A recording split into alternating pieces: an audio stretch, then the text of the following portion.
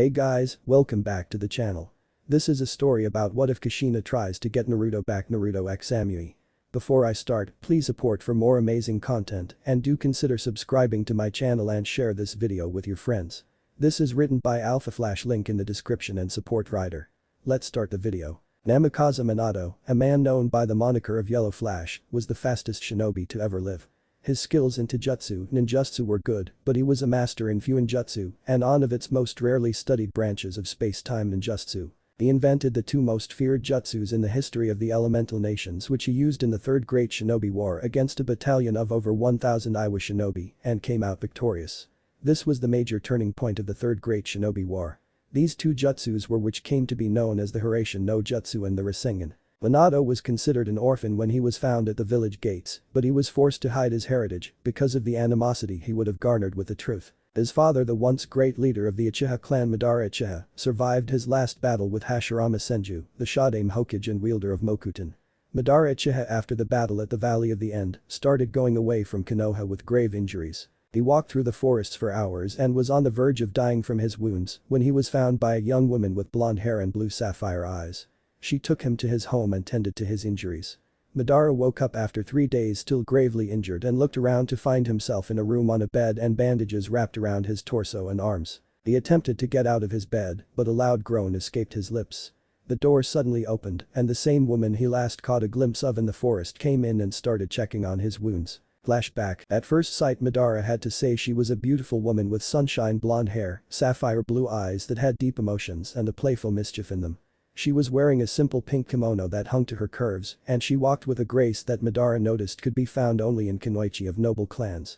As he came back to his senses, he asked the woman, "Where am I?" To which the woman replied, "You were very injured when I found you, so I brought you here to tend to your injuries." "Thank you. May I ask who are you?" asked Madara. To which she replied, "My name is Minato. May I know yours?" Madara nodded, replied Madara Uchiha, former leader of the Uchiha clan. "I lost the fight versus my best friend and was forced to flee in the condition you found me. I thank you for helping me because I would surely have been dead had you not rescued me." Mia nodded in acceptance and began to check on his bandages. After finishing on his bandages, she gave him some food, a few medicines, and left him to rest. After a month of recuperation, Madara noticed that his injuries were much too great and he shall never be at the level he once was. He continued to stay at the woman's house and found out that she was of the Namikaze clan, a small clan back during the Warring Clans era, and left when she was quite young due to not liking the violence which he knew all too well about. She had a kind and gentle nature and had some training in the shinobi arts. Many months passed and Madara was tired of the fighting and noted that he no longer had anything to fight for after the betrayal of his clan. He fell in love with a woman that had saved him all those months ago. He married her after 5 years and had a child. The child was named Minato Namikaze. He did not add his surname so as to protect the boy from his father's reputation. 3 years later, the child was started training in the shinobi arts and at age 6 activated the Sharingan, the birthright of the Uchiha clan.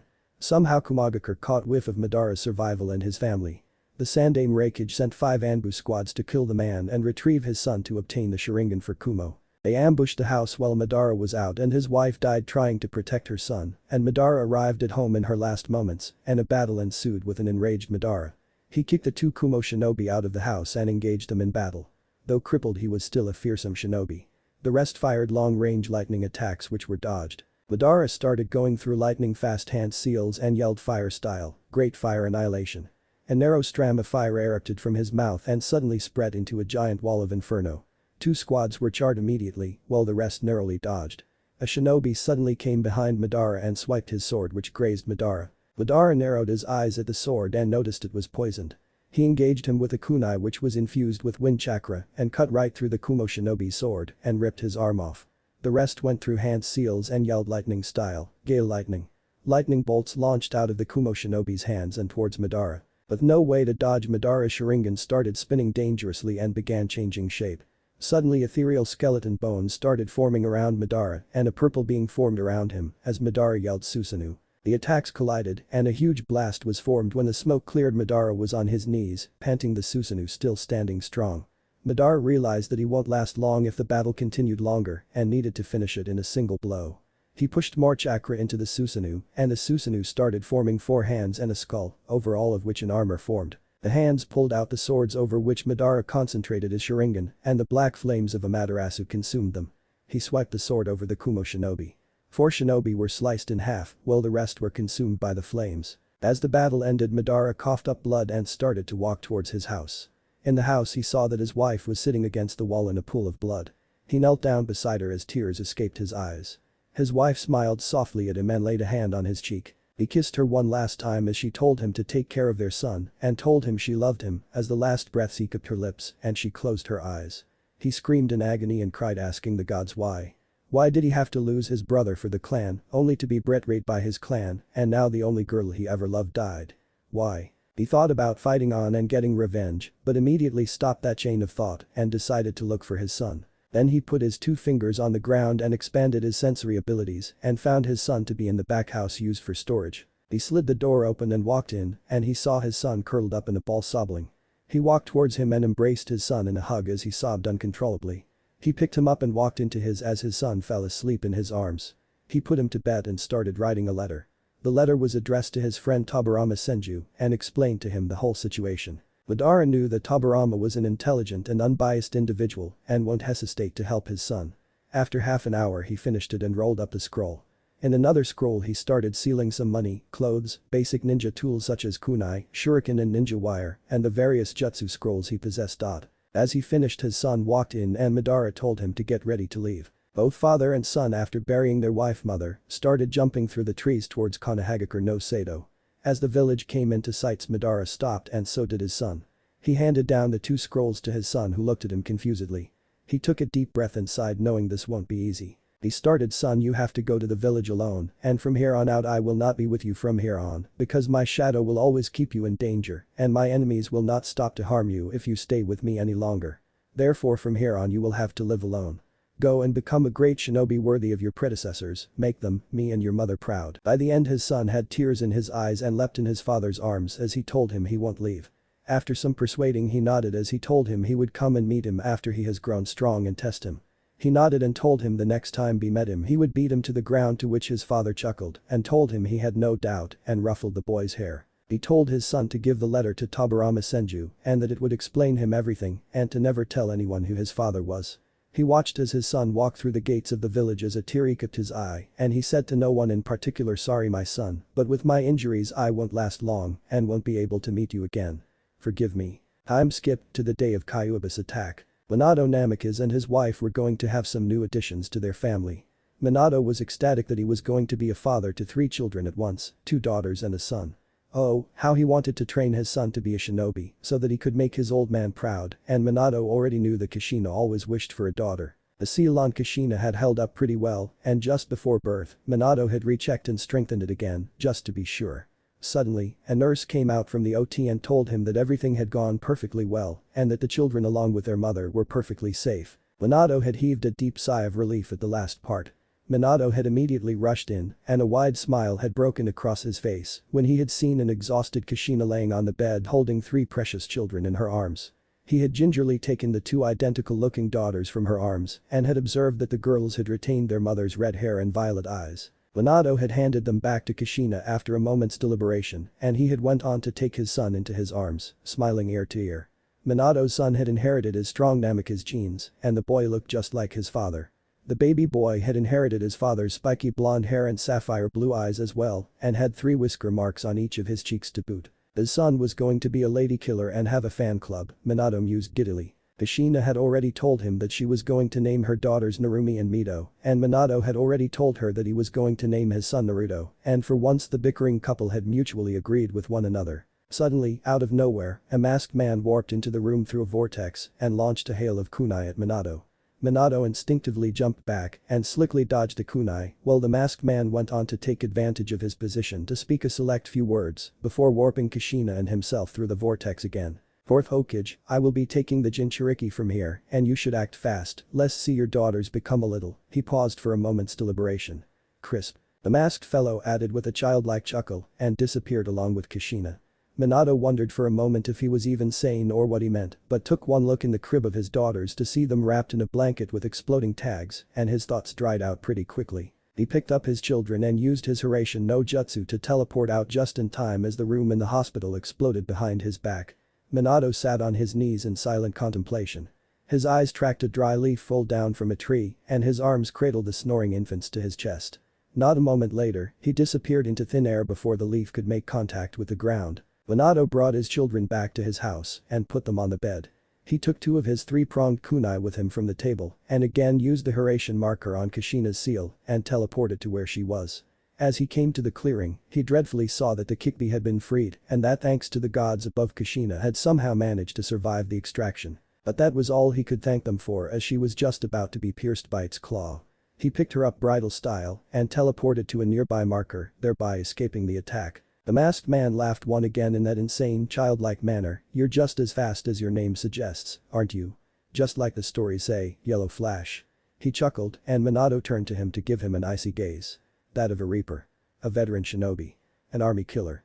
A gaze of a legend. The masked man had shivers running down his spine, seeing his icy sapphire blue eyes and the confidence, experience and determination those eyes held. Minato, though, said nothing and teleported back to the house where he laid Kushina down beside the triplets and stepped back. His eyes glazed over what he would have to do and how he wouldn't be able to see his children grow up. If only Kushina wasn't injured or Jiraiya was in the village, they could have subdued the Bij and gone on reseal it without any loss of life. But now, there was only one seal that would be able to subdue as well as seal the Bij, but he had to turn his own children into Jinchuriki and condone the worst taboo right unto his children. Her eyes looked at him grimly. "What are you going to do now, Minato?" whispered Kushina, already dreading his answer. "I will have to split the demon and seal it into our children." Minato confessed quickly and in a heavy voice. "I cannot ask another parent to sacrifice their child if I cannot do it to my own.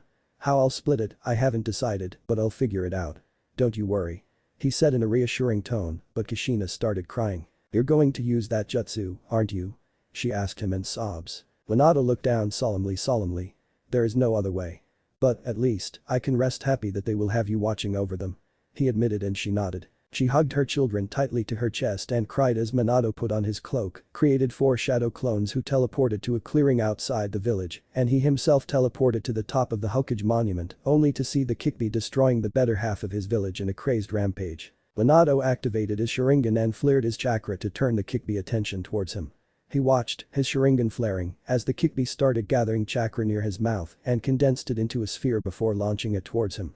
Minato knew instinctively that should he let that attack hit, then everything and everyone near the mountain will be destroyed as well. That was not an outcome he as Hokage was willing to take place. Not as long as he was still breathing. Minato went through several hand seals and put his hands forward. Kanji spread in the air as it started absorbing the Bijdama and teleported it outside the village. The villagers cheered seeing their Hokage take control of the battle.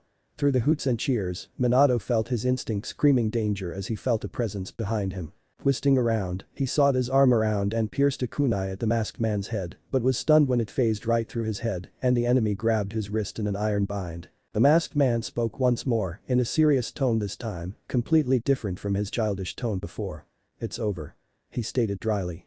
Minato smirked, exploding, and took the masked man by complete surprise. The invader cradled his burnt body and seethed at being fooled by a mere substitution.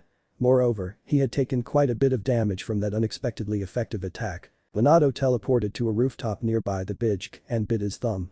He went through a chain of hand seals and slammed his palm on the ground. Ninja art, summoning Jutsu food cart destroyer. The whole ground rumbled as Gamabunta appeared on top of the Kikbi and slammed his butt over his head. The Bijdama he was preparing, disappearing from the abrupt distraction. "Hey Minato, why the hell did you Samui? Is that the Kikbi I'm sitting on?" Gamabunta yelled frantically just as Minato hopped on top of his head and started gathering his own chakra. "Bunta, just hold down the Kikbi for a moment.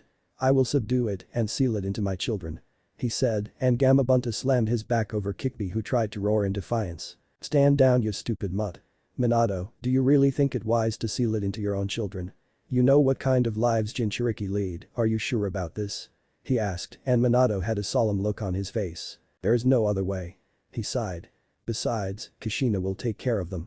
The only regret I have is that I won't be able to make my son into the shinobi I want him to be with my own hands and watch my daughters grow up into the fine women I know they'll be," he admitted, and Gamabunta nodded with a sad smile. Minato finished gathering his chakra and teleported them outside the village in the clearing where his clones had already set up a barrier. "Minato, I won't be able to hold it down for long. Summon Pa and Ma for help," yelled Gamabunta. Minato nodded, bit his thumb and started going through hand seals before slamming his palm on the ground. Ninja art, summoning jutsu. 2 small but very ancient looking toads puffed into existence. "Minato-chan, what is going on here? Why is Gamabunta sitting on the Kikbi? And why is it free? What have you called us here for? Asked Pa in a frenzy. Ma turned her gaze to Minato as both came to a knot, feeling dread coil in their hearts upon understanding the situation. Ma, I am going to split the Kikbi and seal it into my children. Minato confirmed their worries. Please, I need your help. Hold it down for me while I set up the ritual. He requested desperately, and Pa and Ma nodded. They rushed to the Kikbi to hold it down using Senjutsu, while Minato created a shadow clone who teleported and brought his children and Kushina along to help stabilize and check the seal after the sealing was done. Minato went through a chain of hand seals and summoned the ritual altar from hell while the clone kept his children on the altar. Minato went through hand seals one last time and clapped his hands together. Forbidden secret art, dead demon consuming seal. A feeling of dread and coldness swept over the field as the Shinigami appeared behind Minato. What do you wish to seal, mortal? Questioned the Shinigami just as Hiruzen, Kakashi and Tsunade appeared outside the barrier, only to helplessly witness the sealing take place. Shinigami-sama, I wish to seal the Kikbi into my children.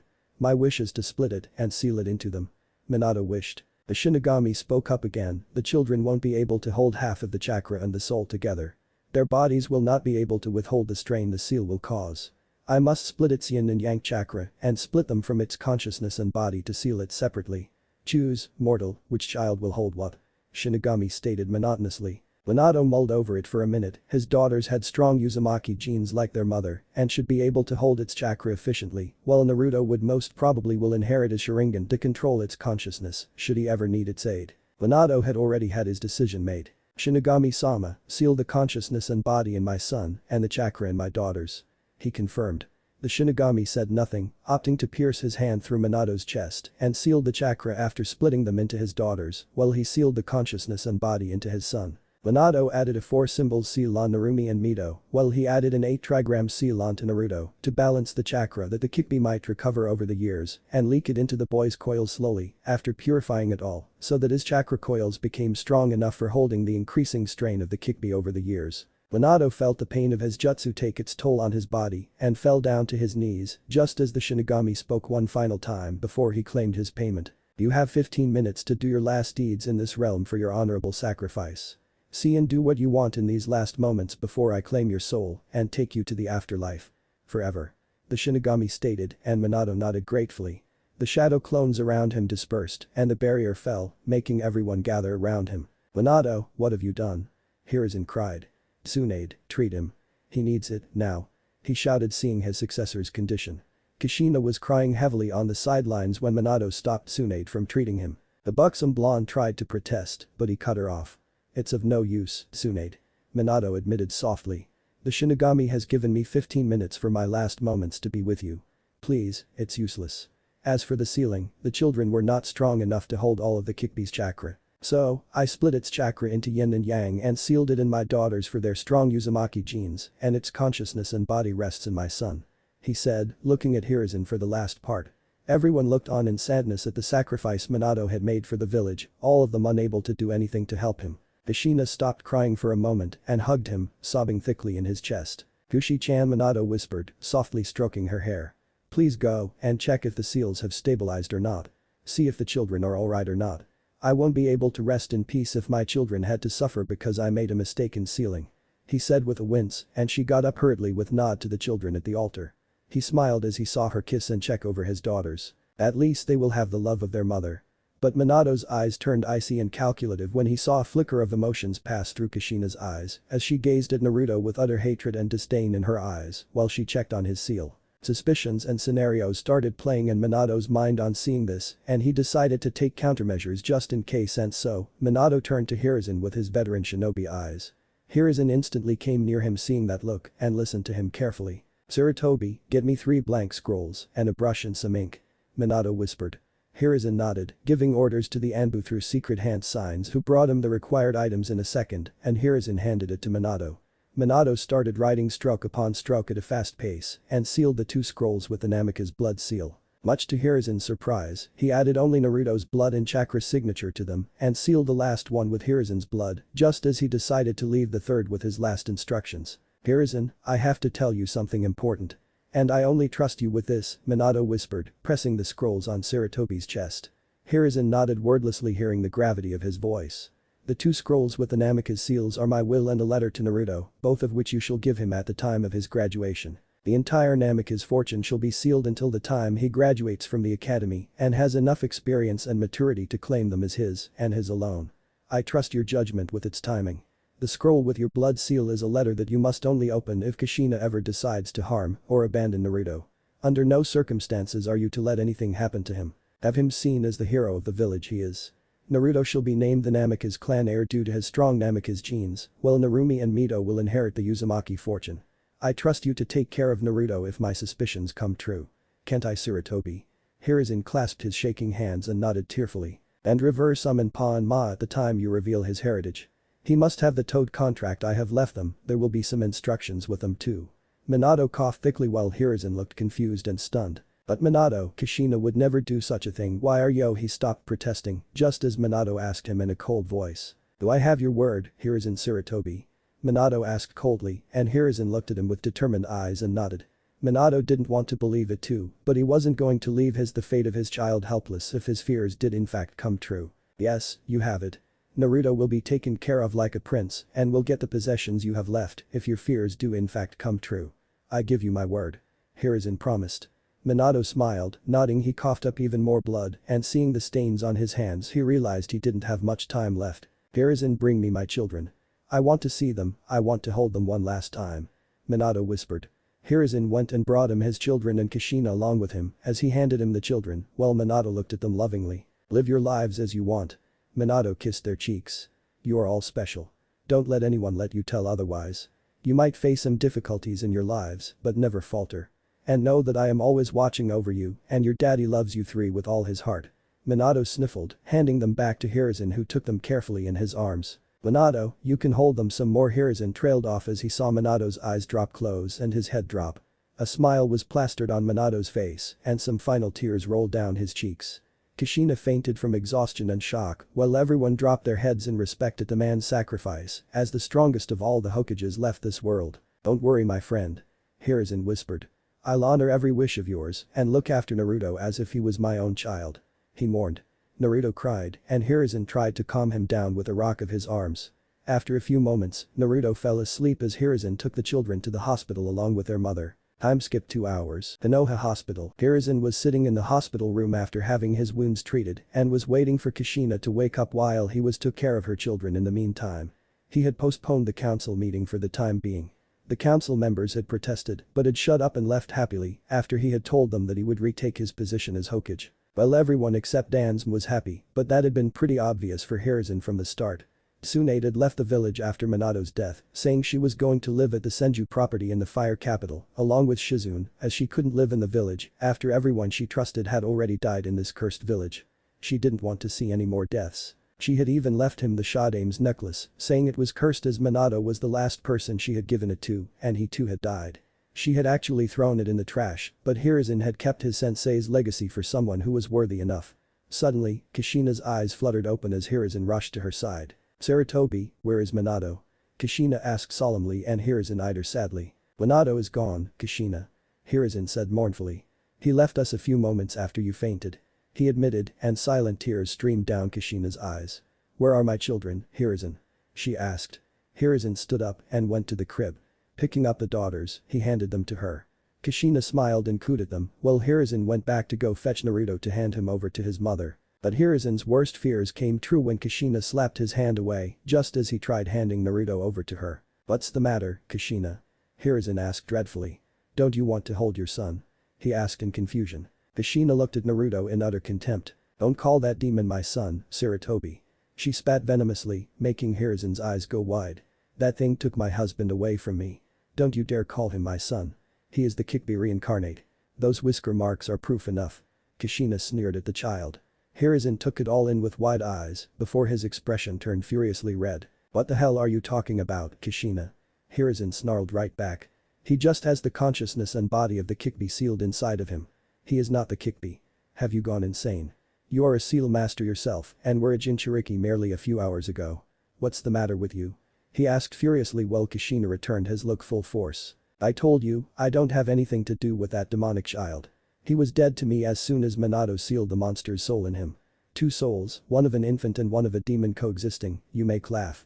As far as I am concerned, I only have two daughters. She spat with a venom-laced voice. Kushina, please he reason. Hiruzen pleaded. You have been blinded by the loss and pain of Minato. Please. See him. He is an innocent child in need of a mother. Nothing more. He pleaded in it desperately, trying to hand Naruto over to her, but Kushina tried to slap his hands again before Hiruzen retracted his arms defensively. Do not bring him close to me, Sarutobi, or I swear will finish what I started and kill him to avenge Minato's death. Kushina said in a promising tone with such hatred that Sarutobi knew she meant it and clutched the peaceful child to his chest protectively. I don't believe you, Kushina. You have fallen so low, Hiruzen whispered solemnly. Very well then.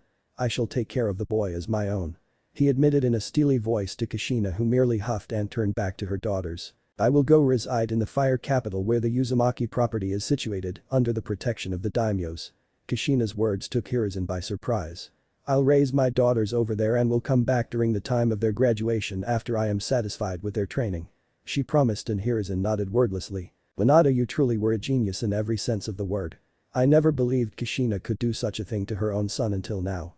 But you saw right through her, even in the face of death, and took precautions. Don't worry, old friend, I'll protect Naruto from every danger, whether it be from outside the village or the inside. I'll honor your every wish and give him his inheritance after he is ready and protect him until then. Hiruzen thought in his mind. I shall take some scrolls and things from the Namikaze compounds too before I leave. Kushina broke his train of thoughts. And know that I disown him from both the Uzumaki and Namikaze clans. She said as Hiruzen hardened his eyes and spoke in an even tone. I'm sorry, Kushina. But Minato has left specific instructions with me in case something like this happened after his death. He declared Naruto as his clan heir in his dying moments and sealed off the Namikaze fortune until Naruto is ready to claim it. Until that time comes, no one shall touch a speck of grass on the Namikaze family fortune or their scrolls. He had already imagined this scenario even in the face of death and took necessary steps before he passed on. Minato has left me with specific instructions that you may do whatever you wish with the Uzumaki fortune, but the fortune of the Namikaze is sealed until the time I deem Naruto ready to claim it. Hiruzen said coldly. Kushina's eyes widened hearing this. Minato had sealed off everything from her and named it all to that thing. Preposterous. You can't do that to me. Kushina protested. I'm his wife. That fortune is mine and our daughters. Minato would never do such a thing to me.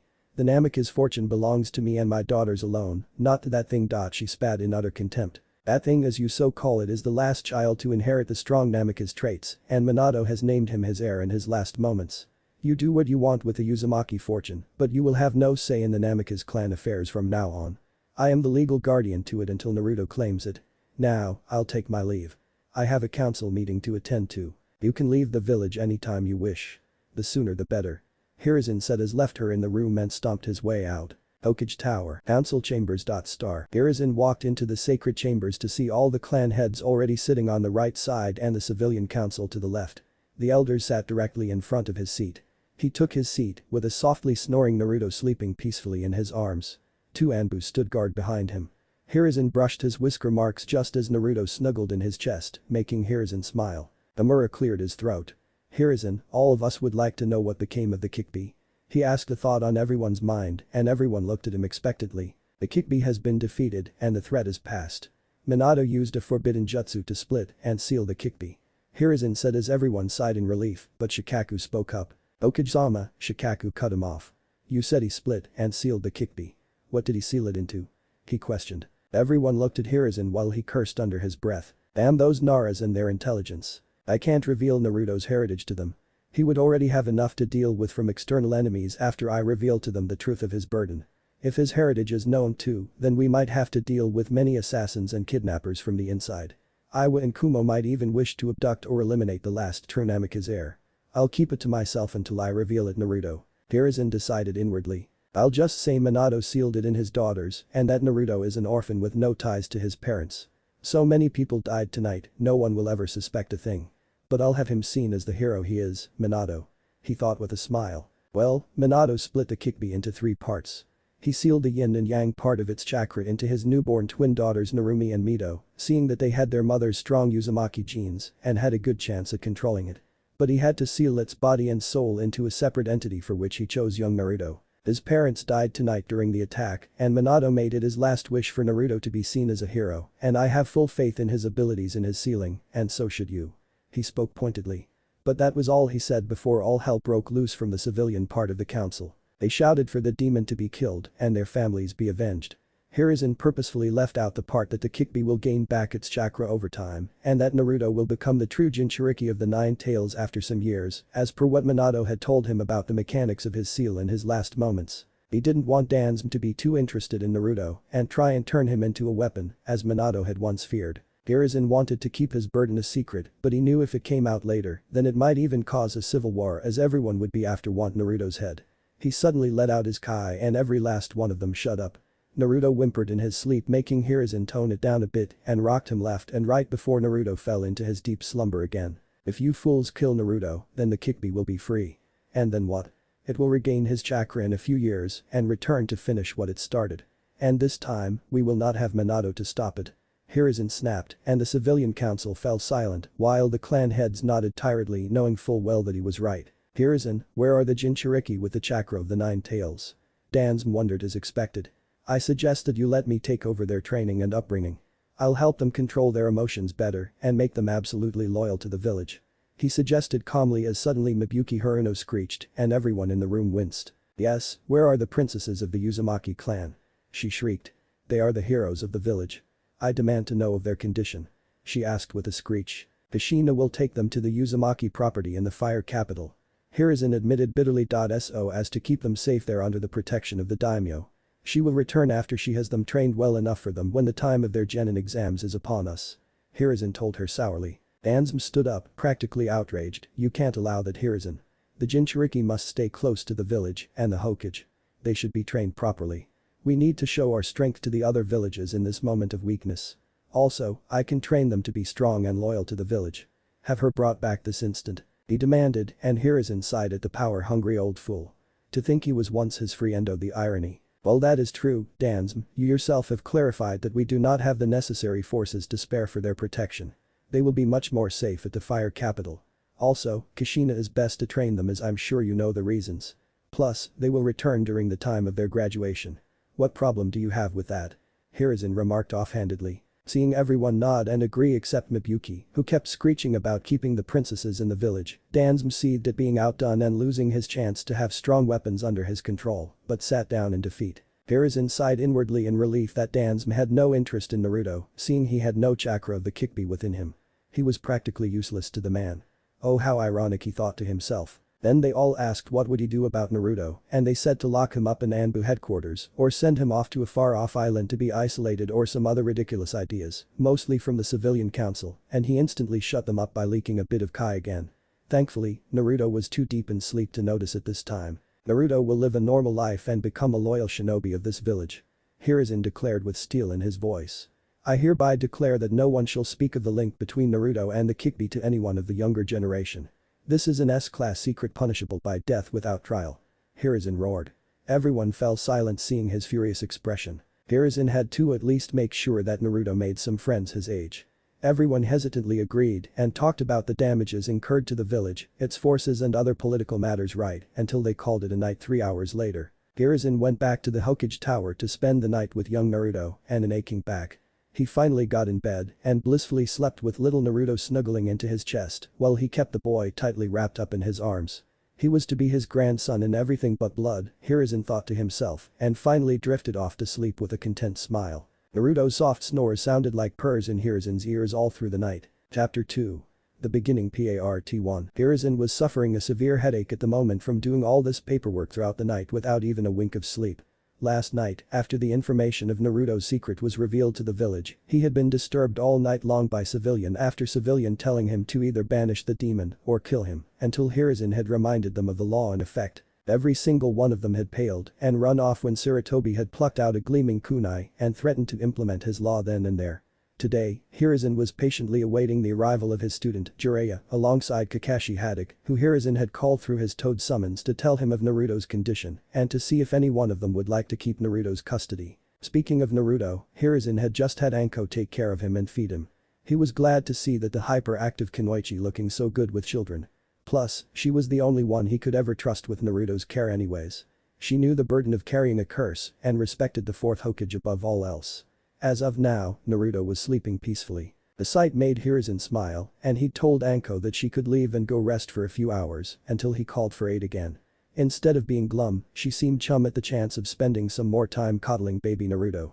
Seeing Naruto snoring away in those buxom mounds of heaven, Hiruzen had been envious of the boy for reasons he'd rather not admit. After she'd left, Hiruzen had opened up the letter that Minato had left in his care to read if certain conditions were met.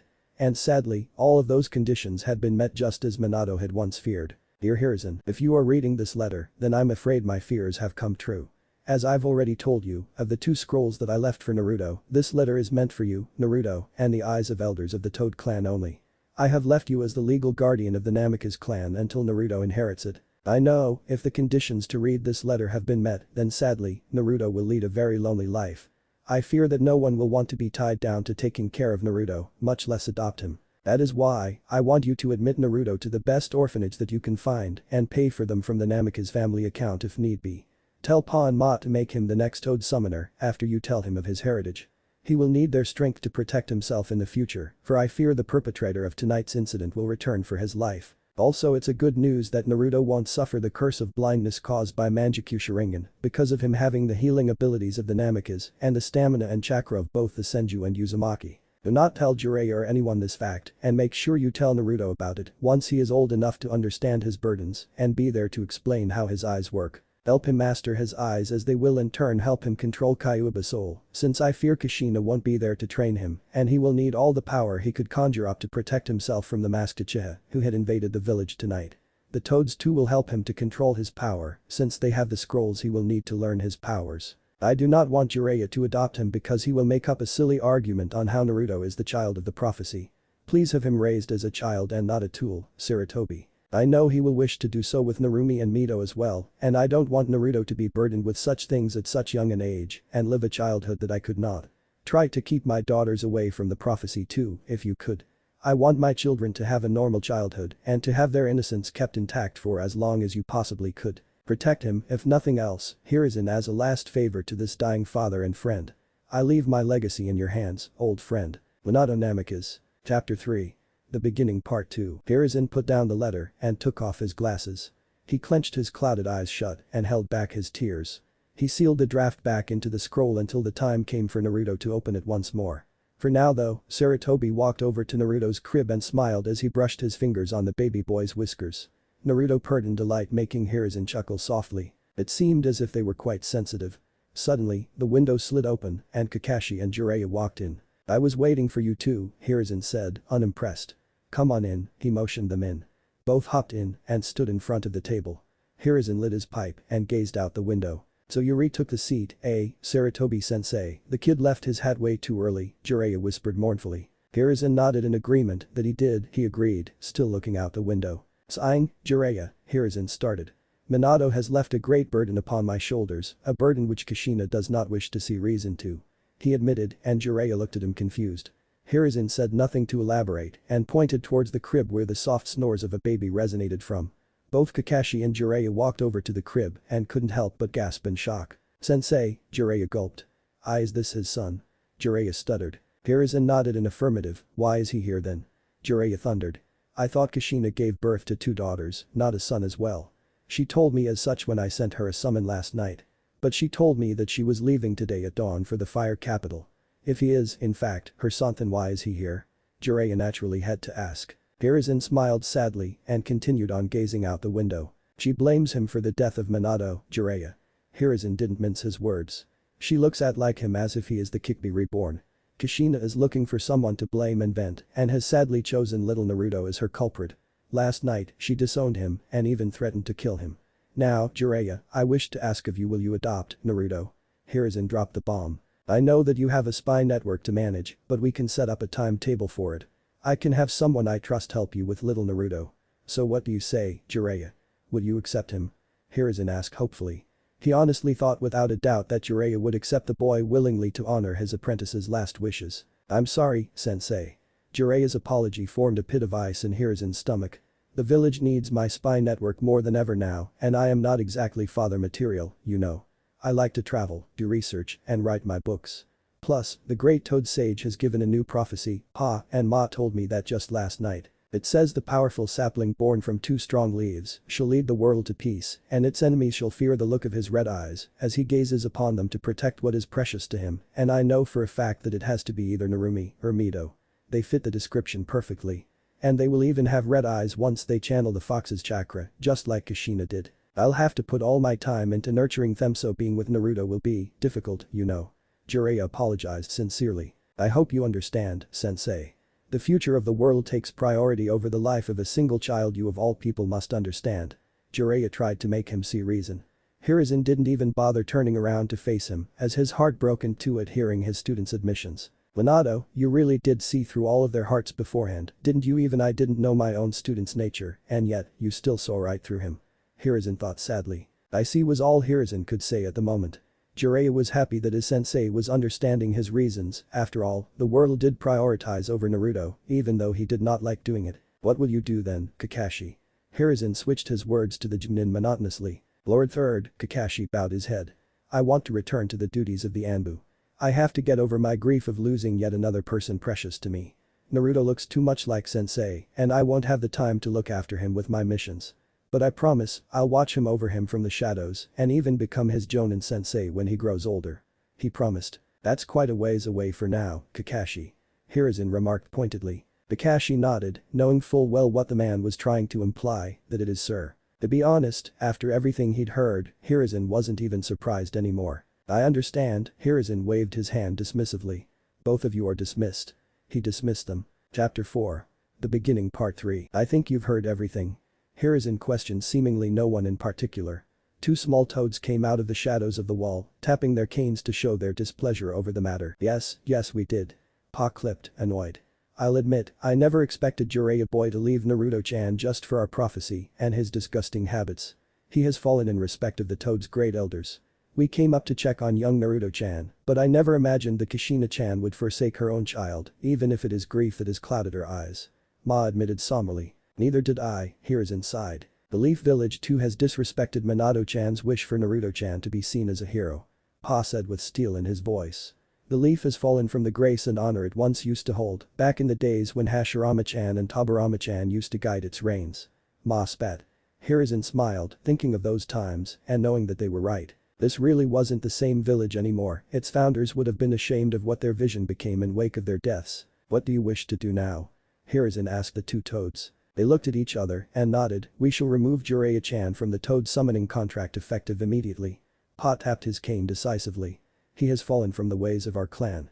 We will make Naruto-chan our new summoner and we shall pledge our loyalty to him and only him, not to the Leaf. Unto also said that he was excited to fight alongside the child once he was older, that is, and wanted to become his familiar. He wishes to introduce him to his sons too, Gamakichi and Gamatatsu. We shall be loyal to the Leaf so long as Naruto-chan intends to protect it and no more.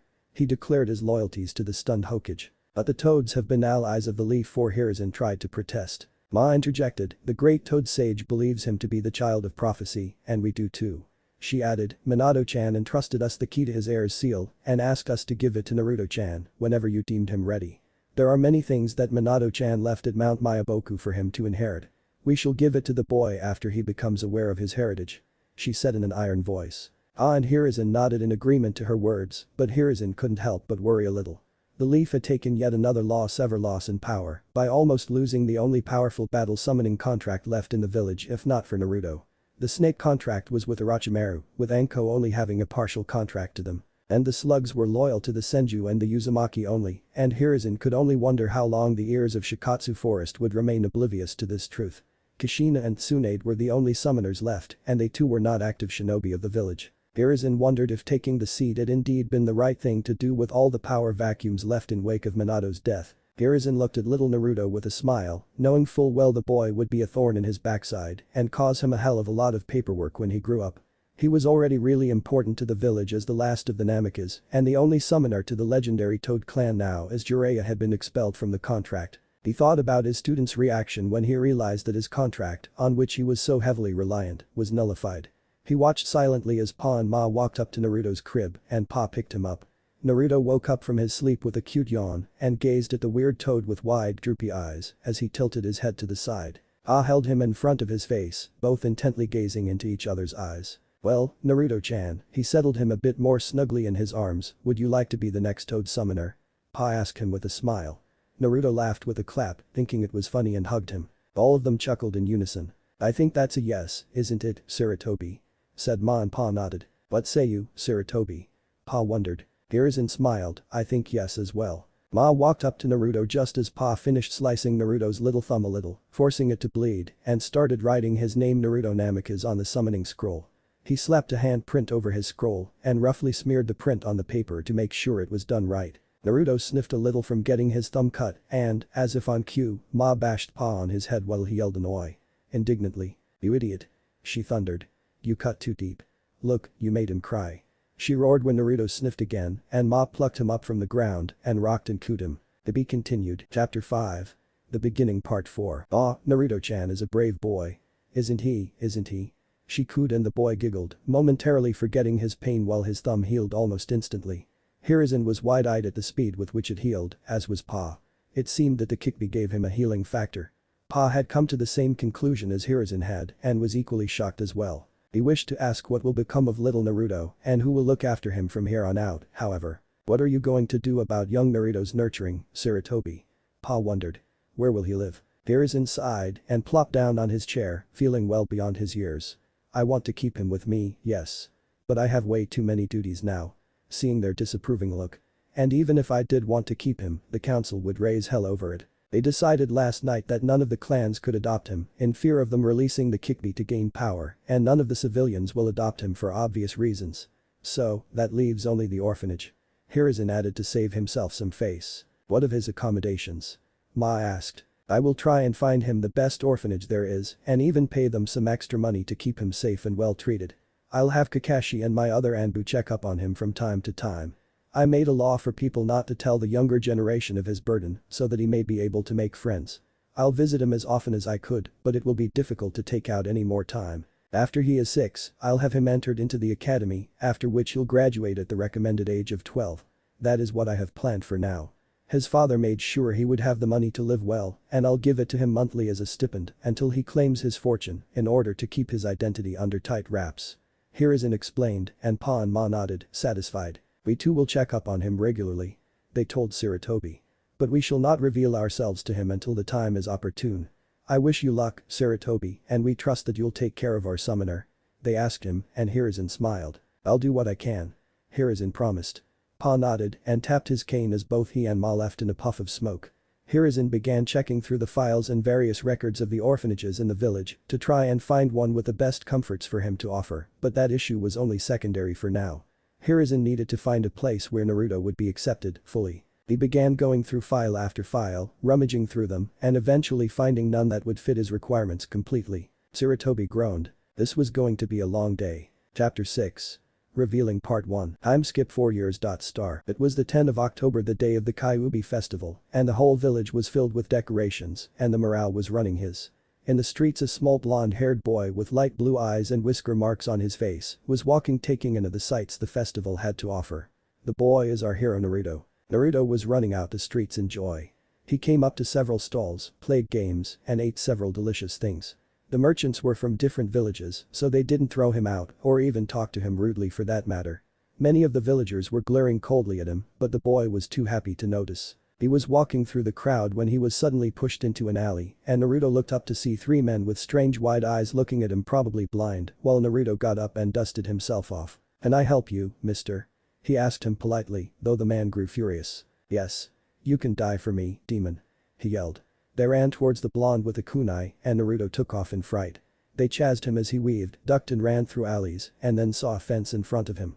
He jumped on a wooden box, then on a big closed dumpster and then over the fence. Naruto turned to see the men and how far they were, but watched in horror when they threw a slew of 10 kunai knives at him and Naruto felt fear clutch his chest. How was he supposed to dodge them mid-air? Naruto's heart rate accelerated, blood pressure increased, and he unconsciously channeled a huge pulse chakra to the veins behind his eyes. As soon as his eyes were flooded with enough chakra, the world around him grew sharper. He could even make out the wings of insects flying in the air and saw that the kunai knives that were too fast for him to decipher now appeared to be moving towards him in slow motion. Confused, Naruto grabbed onto one of them in mid-air and started deflecting the rest of them.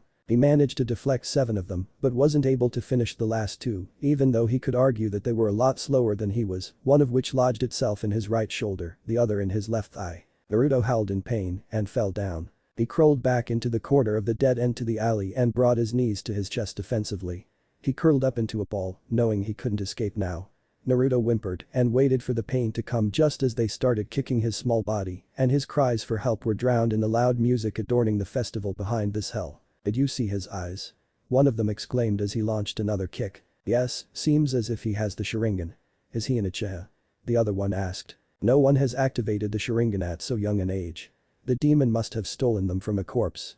Serves him right that we are here to witness its true colors, the third one devised, and they started kicking him even more viciously. Naruto could do nothing but take it all. It hurt so much, but why were they hitting him? He wasn't a demon, was he? His mind closed in on itself as he numbed out from the pain and fell unconscious. But they continued beating him, not bothered by his poor state in the slightest. They wanted to kill him slowly and woefully become the silent heroes of the village that avenged their savior on the night of his noble sacrifice. Now then, let's finish this, said the first man, and was about to stab Naruto in the head before he was stopped by a wave of killer intent. Turning around, they saw an Anbu wearing a weasel mask standing behind them. From the mask, a fully developed Sharingan could be seen, and all 3 Tomos were spinning dangerously at the villagers. What is going on here? Asked the Anbu. Well, you see, Anbu-san, we were finishing what the Yondaime started. You should take the last hit as he stole your clan's Sharingan, said another villager. As soon as he said that, the Anbu weaved through hand seals at lightning pace and shouted fire style great fireball jutsu. A large fireball escaped his lips and completely engulfed the villagers, killing them at the spot. The Anbu then rushed to Naruto, who was beginning to wake up. Looking up, he saw the Anbu Sharingan and said, "You got very cool eyes, mister." The Anbu looked at Naruto and gasped. A boy no older than 4 years old had activated the Sharingan. He is the youngest person ever to awaken the Jutsu. Naruto then turned to look at the Anbu with fearful eyes and said, "Are you going to hit me as well? If so, please kill me. That way I can go to my daddy and live with him."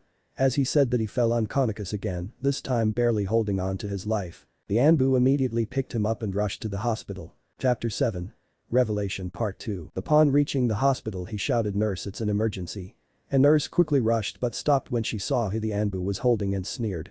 "Take that thing away, we don't treat the likes of him." As soon as she said that, a wave of intense killer intent filled the whole hospital, causing all of the staff members to hold a collective breath. The Anbu then said, "I am going to ask you once more, treat him before I kill you and your families." As soon as he said that, an indignant yell came, "You can't do that." "Oh, but I can. According to the law of the third Hokage, any prejudice against Naruto, any mention of the word demon in public, will be executed without trial. Now would you want that?" the Anbu calmly asked. The staff then shook their heads and took Naruto to an operation theater. The Anbu stopped releasing his killer intent and said, "Nico, go get Inu Taicho and inform of what happened to the Hokage." Another Anbu with a cat mask nodded before disappearing into the shadows. A few minutes, the Hokage and another Anbu with silver hair and a dog mask rushed to where the Anbu was standing and said, "Weasel report. Hi Hokage-sama. I was taking my normal perimeter check when I saw that Naruto-kun was being beaten senseless by a mob of villagers. I immediately asked them what was going on, to which they said, and I quote, 'We are finishing what the Yondaime started by killing the demon.' I immediately set a giant fireball jutsu on them, killing all of them. I then went up to Naruto-kun and brought him here, where first he was refused treatment, but after a little convincing they began to treat him. After that I sent word for you and Inu Taicho to come here," said Weasel. "Anything else happened?" asked the Inu Anbu. Weasel sighed and motioned both his captain and the Hokage to come closer before whispering in a very low voice, "It seems that he has activated the Sharingan. I saw it clearly, he had the Sharingan with 1 Tomo in each of his eyes." Weasel then hardened his gaze and said, "What exactly is happening, Hokage-sama? Here is inside." Before saying, "He is the Yondaime's son, be sure to not tell this piece of information to anyone. It also includes the fact about his Sharingan. If I hear you telling it to anyone, I will kill you. This is an SS rank secret. Do I make myself clear?" "Hi Hokage-sama," said Weasel as the door to Operation Threader finally opened and a doctor walked out with a big frown plastered on his face. "How is he, doctor?" asked Hiruzen. "He is stable. We prevented him from getting any permanent damage. Hus Tenant is also healing him quicker than most. Though I question as to why some of the villagers would beat up the kid so young so badly," replied the doctor. "Can I see him?" asked Hiruzen. "But you may, he should be up in a couple of hours," replied the doctor as he turned and left the three. "I want both of you to watch the boy in the room. I'm going to the office to set some shadow clones. I will be back in 1.5 hours," said Hiruzen to both the Anbu, who wordlessly nodded and disappeared into the shadows. 2 hours later hospital room. Naruto's eyes fluttered open and he sat up and yawned before looking to the side and spotting one Hiruzen Sarutobi looking at him with worry and sadness. "How are you feeling, my boy? Does it hurt anywhere?" asked Sarutobi as he moved and sat beside Naruto. "I am feeling fine, old man, just a little sore. By the way, can you tell me why do the villagers hate me so much?" asked Naruto. "I do not know, Naruto," said Hiruzen. It hurt him a lot to see the blonde ball of sunshine so quiet. It seemed as if a part of his innocence had left him completely. Gigi, am I a demon or a monster?" asked Naruto, his voice barely above a whisper. "Naruto, look at me. You are in no way a monster, you understand me. I am the Hokage, the most knowledgeable person in the village. If I say you are not a monster, then you are not a monster," said Hiruzen, to which Naruto smiled a genuine smile and said, "Thank you, old man. Could you please ask Mr. Anbu to come out? I want to thank him for rescuing me," said Naruto as he looked down shyly. "Naruto, how do you know he is here?" asked Sarutobi with a shocked expression. "I don't really know, I just felt him here. And I recognized his presence from back when he saved me," said Naruto with a shrug. "Unbelievable, he is a natural born censor. He really is your son, Minato," thought Sarutobi. "You can come out, weasel," said Hiruzen. The masked Anbu came out and said, "Hello, Naruto-kun. Thank you for helping me, Anbu-san, you are the best after Gigi," said Naruto. The weasel Anbu only nodded his head before disappearing in a puff of smoke. Old man, during that beating for a few moments I noticed things slowing down. Like I could see their movements as if it was moving in slow motion," asked Naruto with cute tilt of his head to the left. Chapter 8. Revelation Part 3. Hiruzen couldn't help but smile. It seemed that the boy had not lost all of his innocence. He then said that my boy was your Kekai Jinka that you inherited from your dad and awakened it. With another tilt of his head, Naruto said, "What is a Kikajiki, old man?" Chuckling, Hiruzen said, "It's Kekai Jinka, Naruto. They are basically abilities that a person inherits from his parents. You got yours from your father." Immediately as he said that, he inwardly cursed he had dug himself into a difficult position. "Old man, you knew my father? Can you tell me who he was? Did he love me?" Naruto asked in a quickfire fashion. Hiruzen could hear the desperation in Naruto's voice. The people had treated the boy so badly that he thought no one loved him. "Yes, Naruto, I knew who your father was. He was one of the Leaf's greatest heroes ever. I can't tell you about him right now as he had countless enemies who will leave it at nothing to harm you. And yes, Naruto, he loved you dearly. I hadn't seen any father to be so excited about raising his son. You should have seen him," said Hiruzen with a smile, hoping that Naruto wouldn't push further. "Alright, old man. But you will tell me eventually, won't you?" asked Naruto. "Of course I will, Naruto. Say, do you want to be a ninja? That way you'll be following the footsteps of your father and the Yondaime," said Hiruzen. "Yes, I want to be a ninja. I will surpass the Yondaime and make my father proud of me. Then I will take your hat and become the strongest of all Hokages," said Naruto with foxy grin. "I am sure you will, Naruto. Now get some rest, I will take you back to the orphanage tomorrow," said Hiruzen, and immediately he saw Naruto's smile turn into a frown. And once again he had a feeling of dread build up in his stomach. "Gigi, the orphanage kicked me out a week ago. They said that now that I am old enough I can live alone," said Naruto. Hiruzen sighed tiredly at that and said, "It's okay, Naruto, you should get to bed. We will figure something out about your accommodation and training tomorrow. Good night," he said as Naruto smiled and nodded before rolling over and sleeping. Once outside the room, Hiruzen said, "Inu, go visit the orphanage, get all the wardens to Ibiki and have him question them. If anyone is even remotely involved in hurting Naruto, execute them without trial." "Hi, Hokage-sama," said Inu as he disappeared in a puff of smoke. "I am getting too old for this shit," said Hiruzen as he sighed and made way to his home. Chapter 9. What it means to be a ninja Part 1. The next day after being discharged from the hospital, Naruto made his way to the Hokage's office. On the way he felt people glaring at him and once again wondered, what did he do to deserve this treatment? Was he really a demon? Quickly shaking his head, he remembered what his Jiji said and was sure that he wasn't a demon. Reaching the Hokage building, he entered and made his way towards the Hokage's office. On his way he stopped to greet the Hokage's secretary, who he saw as an older sister figure. "Aheo Minanichan," said Naruto as he walked up to her. The secretary turned to him before giving him a warm smile and then picking him up in her arms. She then said, "Oh, it's my cute little Naru-chan, what are you doing here?" "Gigi told me to come to him after I got discharged from the hospital," Naruto replied cheerfully. "Wait, why were you in the hospital?" asked Mina, her voice laced with curiosity and concern. Naruto then recounted all of the events that had occurred over the past week. When he was finished, Mina merely nodded and set him down before saying, "Well, Naru-chan, you should get going to the Hokage, after all today is the day you will be starting your training to be a ninja." "Of course I am, and I will surpass the Yondaime Hokage and make my dad proud, Dadabeo," said Naruto as he thrust his small fist into the air. Mina chuckled as she heard the irony of his statement and sent him off to the Hokage. Upon reaching the office he blasted the door open and launched himself at the Hokage while shouting Jiji. Hiruzen was surprised by the sudden dynamic entry of the small bundle of sunshine, but nonetheless opened his arms and hugged him. After a few minutes they broke apart. Hiruzen gave him his usual patented grandfather smiles while ruffling the blonde's head, whereas Naruto only grinned foxily. "Since you are here I presume you are ready to get your things and find your new living quarters?" asked Hiruzen, to which Naruto excitedly nodded and bounced, causing Hiruzen to chuckle. This little blonde just knew how to make his day better. They left the office and made way to a shop. On the way Naruto was faced with the usual glares, but all of those were immediately put down when they saw that the Hokage was with Naruto. Finally reaching a store named Dragon Lair, Hiruzen led Naruto in and said, "Well Naruto-kun, go see what you like, we will get it for you." Nodding in excitement, Naruto ran off in the shop. "So Hiruzen, another permanent customer for me, eh?"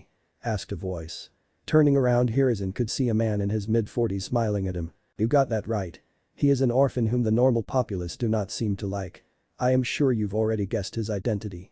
Because of this I want you to be the one who provides him with whatever he needs. Books, clothes, equipment and other ninja-related things. Can I trust you to do that, Kaiza?" asked Hiruzen to the now-named shopkeeper. "I really have no problem with that, but I don't really see how an orphan who is going to live on stipends will be able to afford things from my shop. No offense," said Kaiza. "Oh, you don't have to worry about money, just put it on this accounts tab," said Hiruzen as he handed Kaiza a piece of paper. After reading the paper, Kaiza's eyes widened before he smirked and said, "You just like dropping the bombs, don't you, Hiruzen?" "I don't know what you're talking about," Hiruzen replied in an innocent voice, causing Kaiza to chuckle. "Alright, I agree. Though if the kid is anything like his old man, I doubt he'll need my guidance above me providing him with supplies," said Kaiza, to which Hiruzen nodded. Both of them looked at Naruto before Kaiza turned serious and asked, "I am well aware of what his mother did, when will you tell him?" Sighing, Hiruzen said, "I don't know, old friend, I am hoping to reveal everything to him once he becomes Chunin. I understand that, but what if he somehow manages to awake his chakra chains? We know his chakra capacity will be massive, adding the density of the Namikas in it, I have little doubt he will activate those chains," said Kaiza. "I have little doubt that he will. But we will cross that bridge when that time comes," said the professor as Kaiza nodded. "Now then Kaiza, I need some books on chakra theory, chakra control, some basic D and C rank jutsus, one on physical exercises, a full starting kit on Fuin Jutsu and its corresponding beginner's level 1 book, and finally one on Shuriken Jutsu. I will give him his father's notes on Sharingan and his father's personal Taijutsu style, so we have that covered," said Hiruzen, to which Kaiza nodded and went to get the asked material. "Anything else?" asked Kaiza as came back with the merchandise. "Yes, I want several sets of practice kunai and shurikens," replied Hiruzen, to which Kaiza nodded and disappeared again and returned with the sets. "Now then, let's go see what the little tyke is up to. I hope he has good choice on clothes. I hate for him to get his mother's love for orange," said Kaiza, to which Hiruzen chuckled and nodded. Chapter 10. What It Means to Be Ninja Part 2. Making their way to the shop, they saw that Naruto was holding a blue shirt, a blank Anbu trouser, and was currently looking for a jacket. "Boy Gaki, what are you looking for?" asked Kaiza as he gave Naruto a warm smile. It was at this moment that Naruto's shy side began to show, and he looked down and said, "Ito, I was looking for a jacket that would go well with this shirt and pant," he said slowly. Kaiza smiled before ruffling the boy's head affectionately and said, "Wait here, I know just what you need." He then went to the storeroom before collecting a jacket and making his way back to Naruto. Once he was back, he said, "Alright Gaki, go to the try room and try on your new clothes, let's see how do they look." Naruto nodded with a smile before moving to the try room. "So how did you find the boy?" asked Hiruzen as he came up from the back. "He is just like his father was as a kid. It's not even funny," said Kaiza. However, before they could continue talking, Naruto stepped out of the room with his new clothes. The jacket he was wearing was dark blue in color with a lightning symbol on its back.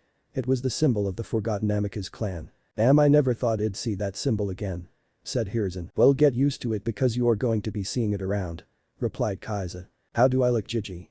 asked Naruto. "Damn kid, if you keep going at the rate you are, you will be a lady killer when you grow up," said Kaiza with a perverted smile. Naruto, being the smart 4-year-old he was, tilted his head and innocently asked, "What's a lady killer?" Both the men face faulted and covered it with a few coughs before Hiruzen said he would tell Naruto when he grew older.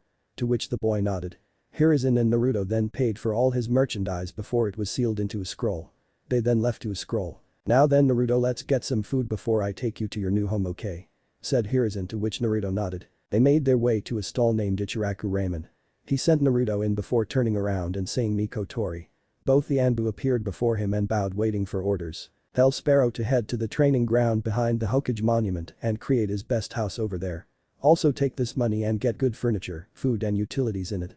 Tell him to make it equal to a 3-bedroom apartment," said Hiruzen, to which both the Anbu nodded. They took the money given and disappeared in a puff of smoke. Moving back inside the stall, he arrived to find Naruto sitting on a girl's lap as he ate ramen. The girl was cooing at his cuteness as he ate. He sweat dropped at the sight before saying hey Tucci. As he said that, a fat man appeared at the counter and said, "Ah, Hokage-sama, how may I help you today?" "Ah, nothing special Tucci, I was just showing this place to Naruto over there. He seems to be enjoying himself," said Hiruzen as he fondly looked over to Naruto, who had a look of bliss on his face as he ate the ramen. "If the boy is anything like his parents, I am sure I will be set for life," said Tucci, which caused Hiruzen to abruptly turn his neck to face the chef. "How do you know his heritage?" Hiruzen whispered urgently. Tucci snorted and replied in an equally low voice, "Blonde hair, sapphiric blue eyes, addiction to ramen and a verbal tick of Dadabeo. If he isn't the son of Minato and Kushina, I'll give my shop away." Hiruzen gave a low sigh before saying, "You are right in your analysis Tucci, however you can't reveal that information to anyone. It's a double S rank secret." Tucci nodded before frowning. He then said, "Why isn't he with Kushina? I know she left for the capital 4 years ago." Hiruzen gave a tired sigh and proceeded to tell Tucci what had happened. To say Tucci was livid would have been an understatement. He was growling before he took a sharp intake of breath and said, "Don't worry, I won't tell him, and I'll also provide him with food. I'll alter my recipes a little so as to give him the proper nutrition he needs, since I doubt he'll be allowed to eat anywhere else." Hiruzen nodded at that and both turned to Naruto, who was currently eating his 5th bowl of miso ramen. After paying and bidding the father-daughter duo goodbye, they were making way to the Hokage monument when Naruto spotted the library. Pulling on Hiruzen's robes, he said, "Najiji, what's that?" as he pointed to the library. "That, Naruto, is a place where books are kept for the public to read. Konoha Library is one of the best in the elemental nations, having a large variety of books and topics. Do you want to go see it?" asked Hiruzen after his explanation. Naruto bobbed his head up and down, eager to go see the library. Entering the library, Hiruzen made his way to the librarian and said, "Good day, Aoyami." The librarian looked up and smiled before saying, "How may I help you on this fine day, Hokage-sama?" "Well, I wanted to let you know that Naruto will be occasionally coming to read here, and I want you to help him whenever he is looking for something. I trust there won't be any issues," replied Hiruzen as he emphasized on the word trust. The librarian, picking up on the underlying threat, quickly nodded.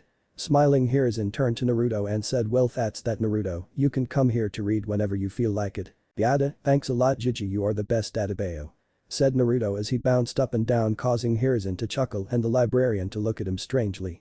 With that, both Naruto and Hiruzen left and started climbing the Hokage mountain. After reaching the top and walking into the woods for a while, they reach a large ground, and near the edge of it is a decent-sized house was built. As they reached it, Hiruzen said, "Well, go in, Naruto, I had this built specifically for you." Naruto nodded excitedly before running into the house, causing Hiruzen to chuckle at his boundless energy. Following Naruto inside, he waited in the living room for Naruto to finish seeing his new place before giving him his new materials. A few minutes, Naruto came and launched himself at Hiruzen. He was crying while he shouted, thank you Jiji, you are the only one there for me." Smiling back, Hiruzen hugged the boy back and rubbed his back soothingly. After a few minutes, when Naruto calmed down, Hiruzen unsealed the things they bought and began explaining to Naruto what to do. "Naruto, the first thing I want you to do for your training is to start reading all the books we bought today and follow what they say.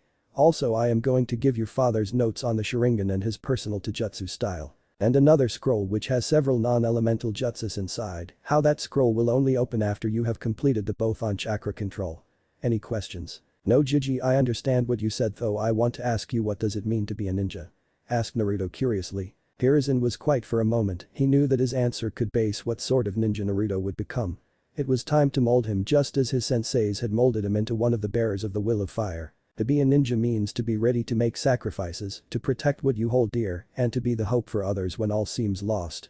In Konoha, apart from all that I have mentioned, it also means to carry the will of fire," replied Hiruzen, knowing that his point had been made. "I understand Jiji, but what is this will of fire?" asked Naruto with a curious tilt of his head. The will of fire is a long-standing tradition on which this village was built. It states that the entire village is like a large family unit, and every Konoha shinobi with a will of fire loves, believes, cherishes, and fights to protect the village, as previous generations had done before them. Both your father and Yondaime had very strong will of fires which enabled them to protect the village on many occasions," Hiruzen replied with a fond smile. Naruto was quiet for a while before he looked, his eyes blazing with determination. "Jiji, I have changed my goal. It was first to surpass both my old man and the Yondaime so that the villagers recognize me as someone. Now I will still become the strongest Hokage, but I want to protect the villagers and earn their love and respect. Hiruzen smiled at the boy before ruffling his hair and leaving. As he walked back to the office he couldn't help but smile. The will of fire burned strongly in him. He will indeed become the best one day. Thought Hiruzen as he disappeared into the air. Chapter 11. Training and Rescue. Time skip 1 year. It had been a whole year since Naruto began his training. During the year he had gotten the leaf balancing exercise down completely and was halfway through the rock balancing exercise. He had worked through the basic offensive katas of his hummingbird to Jutsu style and had managed to reach 2 tomos for his Sharingan. He had reached the level courtesy of yet another serious attempt on his life, and for once in his life he was truly traumatized. Flashback no Jutsu. He was walking down the streets after the sun had set and was going to his apartment while ignoring the glares they shot his way. Suddenly, out of nowhere, Naruto was pulled into an alley and he fell down on his back. Regaining his bearings, Naruto saw 3 people donning the leaf's forehead protectors and flak jackets surrounding his way out the alley. Naruto's stomach dropped in dread when they pulled out kunai knives at him and their smiles were downright evil. He had shivers running down his spine in fright at the vulnerable situation he found himself in. Naruto got up and dashed through an opening, zigzagging his way down the alleyways while the 3 men followed hot on his tail. Naruto knew they could have caught him by now if they so desired, being trained shinobi and all, but were probably enjoying the thrill of the chase. They were giving him some time, at the very least.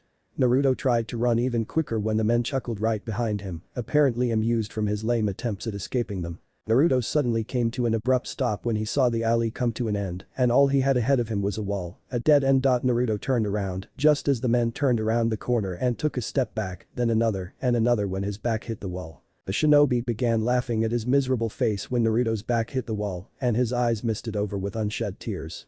A lone tear rolled down his cheek when the men took out shurikens, not the practice one he was used to seeing, but the real deal. Without any hesitation or remorse, they chucked a volley of them towards him. 2 shurikens lodged themselves in his right thigh and 1 in his left, another once in each of his forearms, and a vicious scream in agony tore through his throat. Naruto fell down to his knees, whimpering in pain while they laughed at his misery. "How the mighty have fallen," one of them taunted. "So, how does it feel to bear the pain that you inflicted on so many other humans, Kikbi?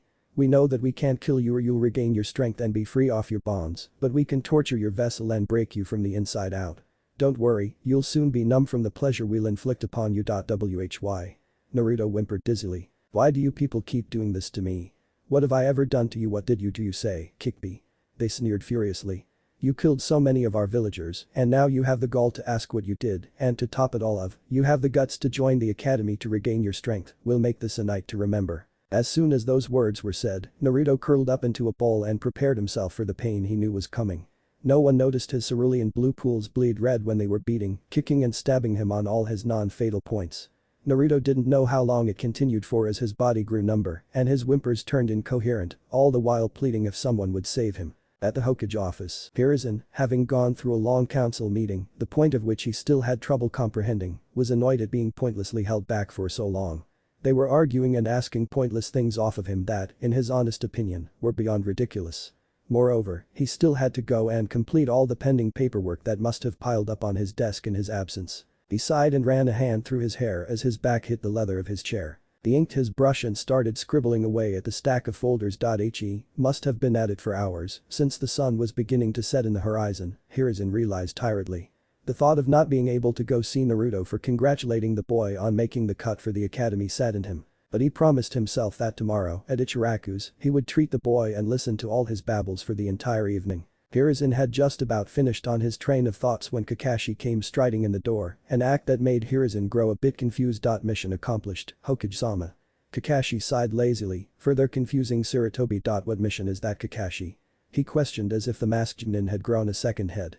"I don't remember assigning you any missions. Weren't you supposed to be watching over Naruto tonight?" He asked with a hint of worry, while Kakashi looked at him perplexed. But Hokage-sama, the elders sent 2 anbus, saying you were busy in a meeting. Hiruzen blinked, caught off guard. "Plus, this mission required my immediate attention. They even told me that they had assigned someone else to watch over Naruto while I was away." Hiruzen gulped thickly. "Kakashi, I never issued any missions of importance that might have need of your specific skill set today," he admitted with a dry throat. "And as for the council meeting, it was a useless gathering of civilians that really had no point in me attending. What was this mission you were on anyways?"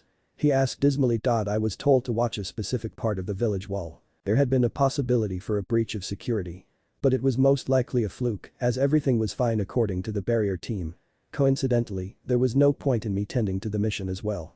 Kakashi's words furthered Hiruzen's worries. Hiruzen's and Kakashi's mind simultaneously began connecting dots.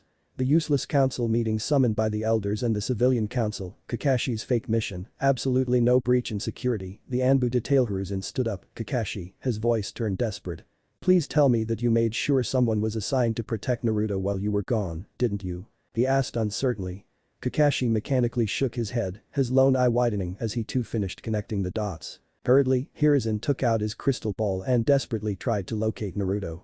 A few moments later, the crystal all locked onto his signature and an image became clear. Hiruzen's blood ran cold.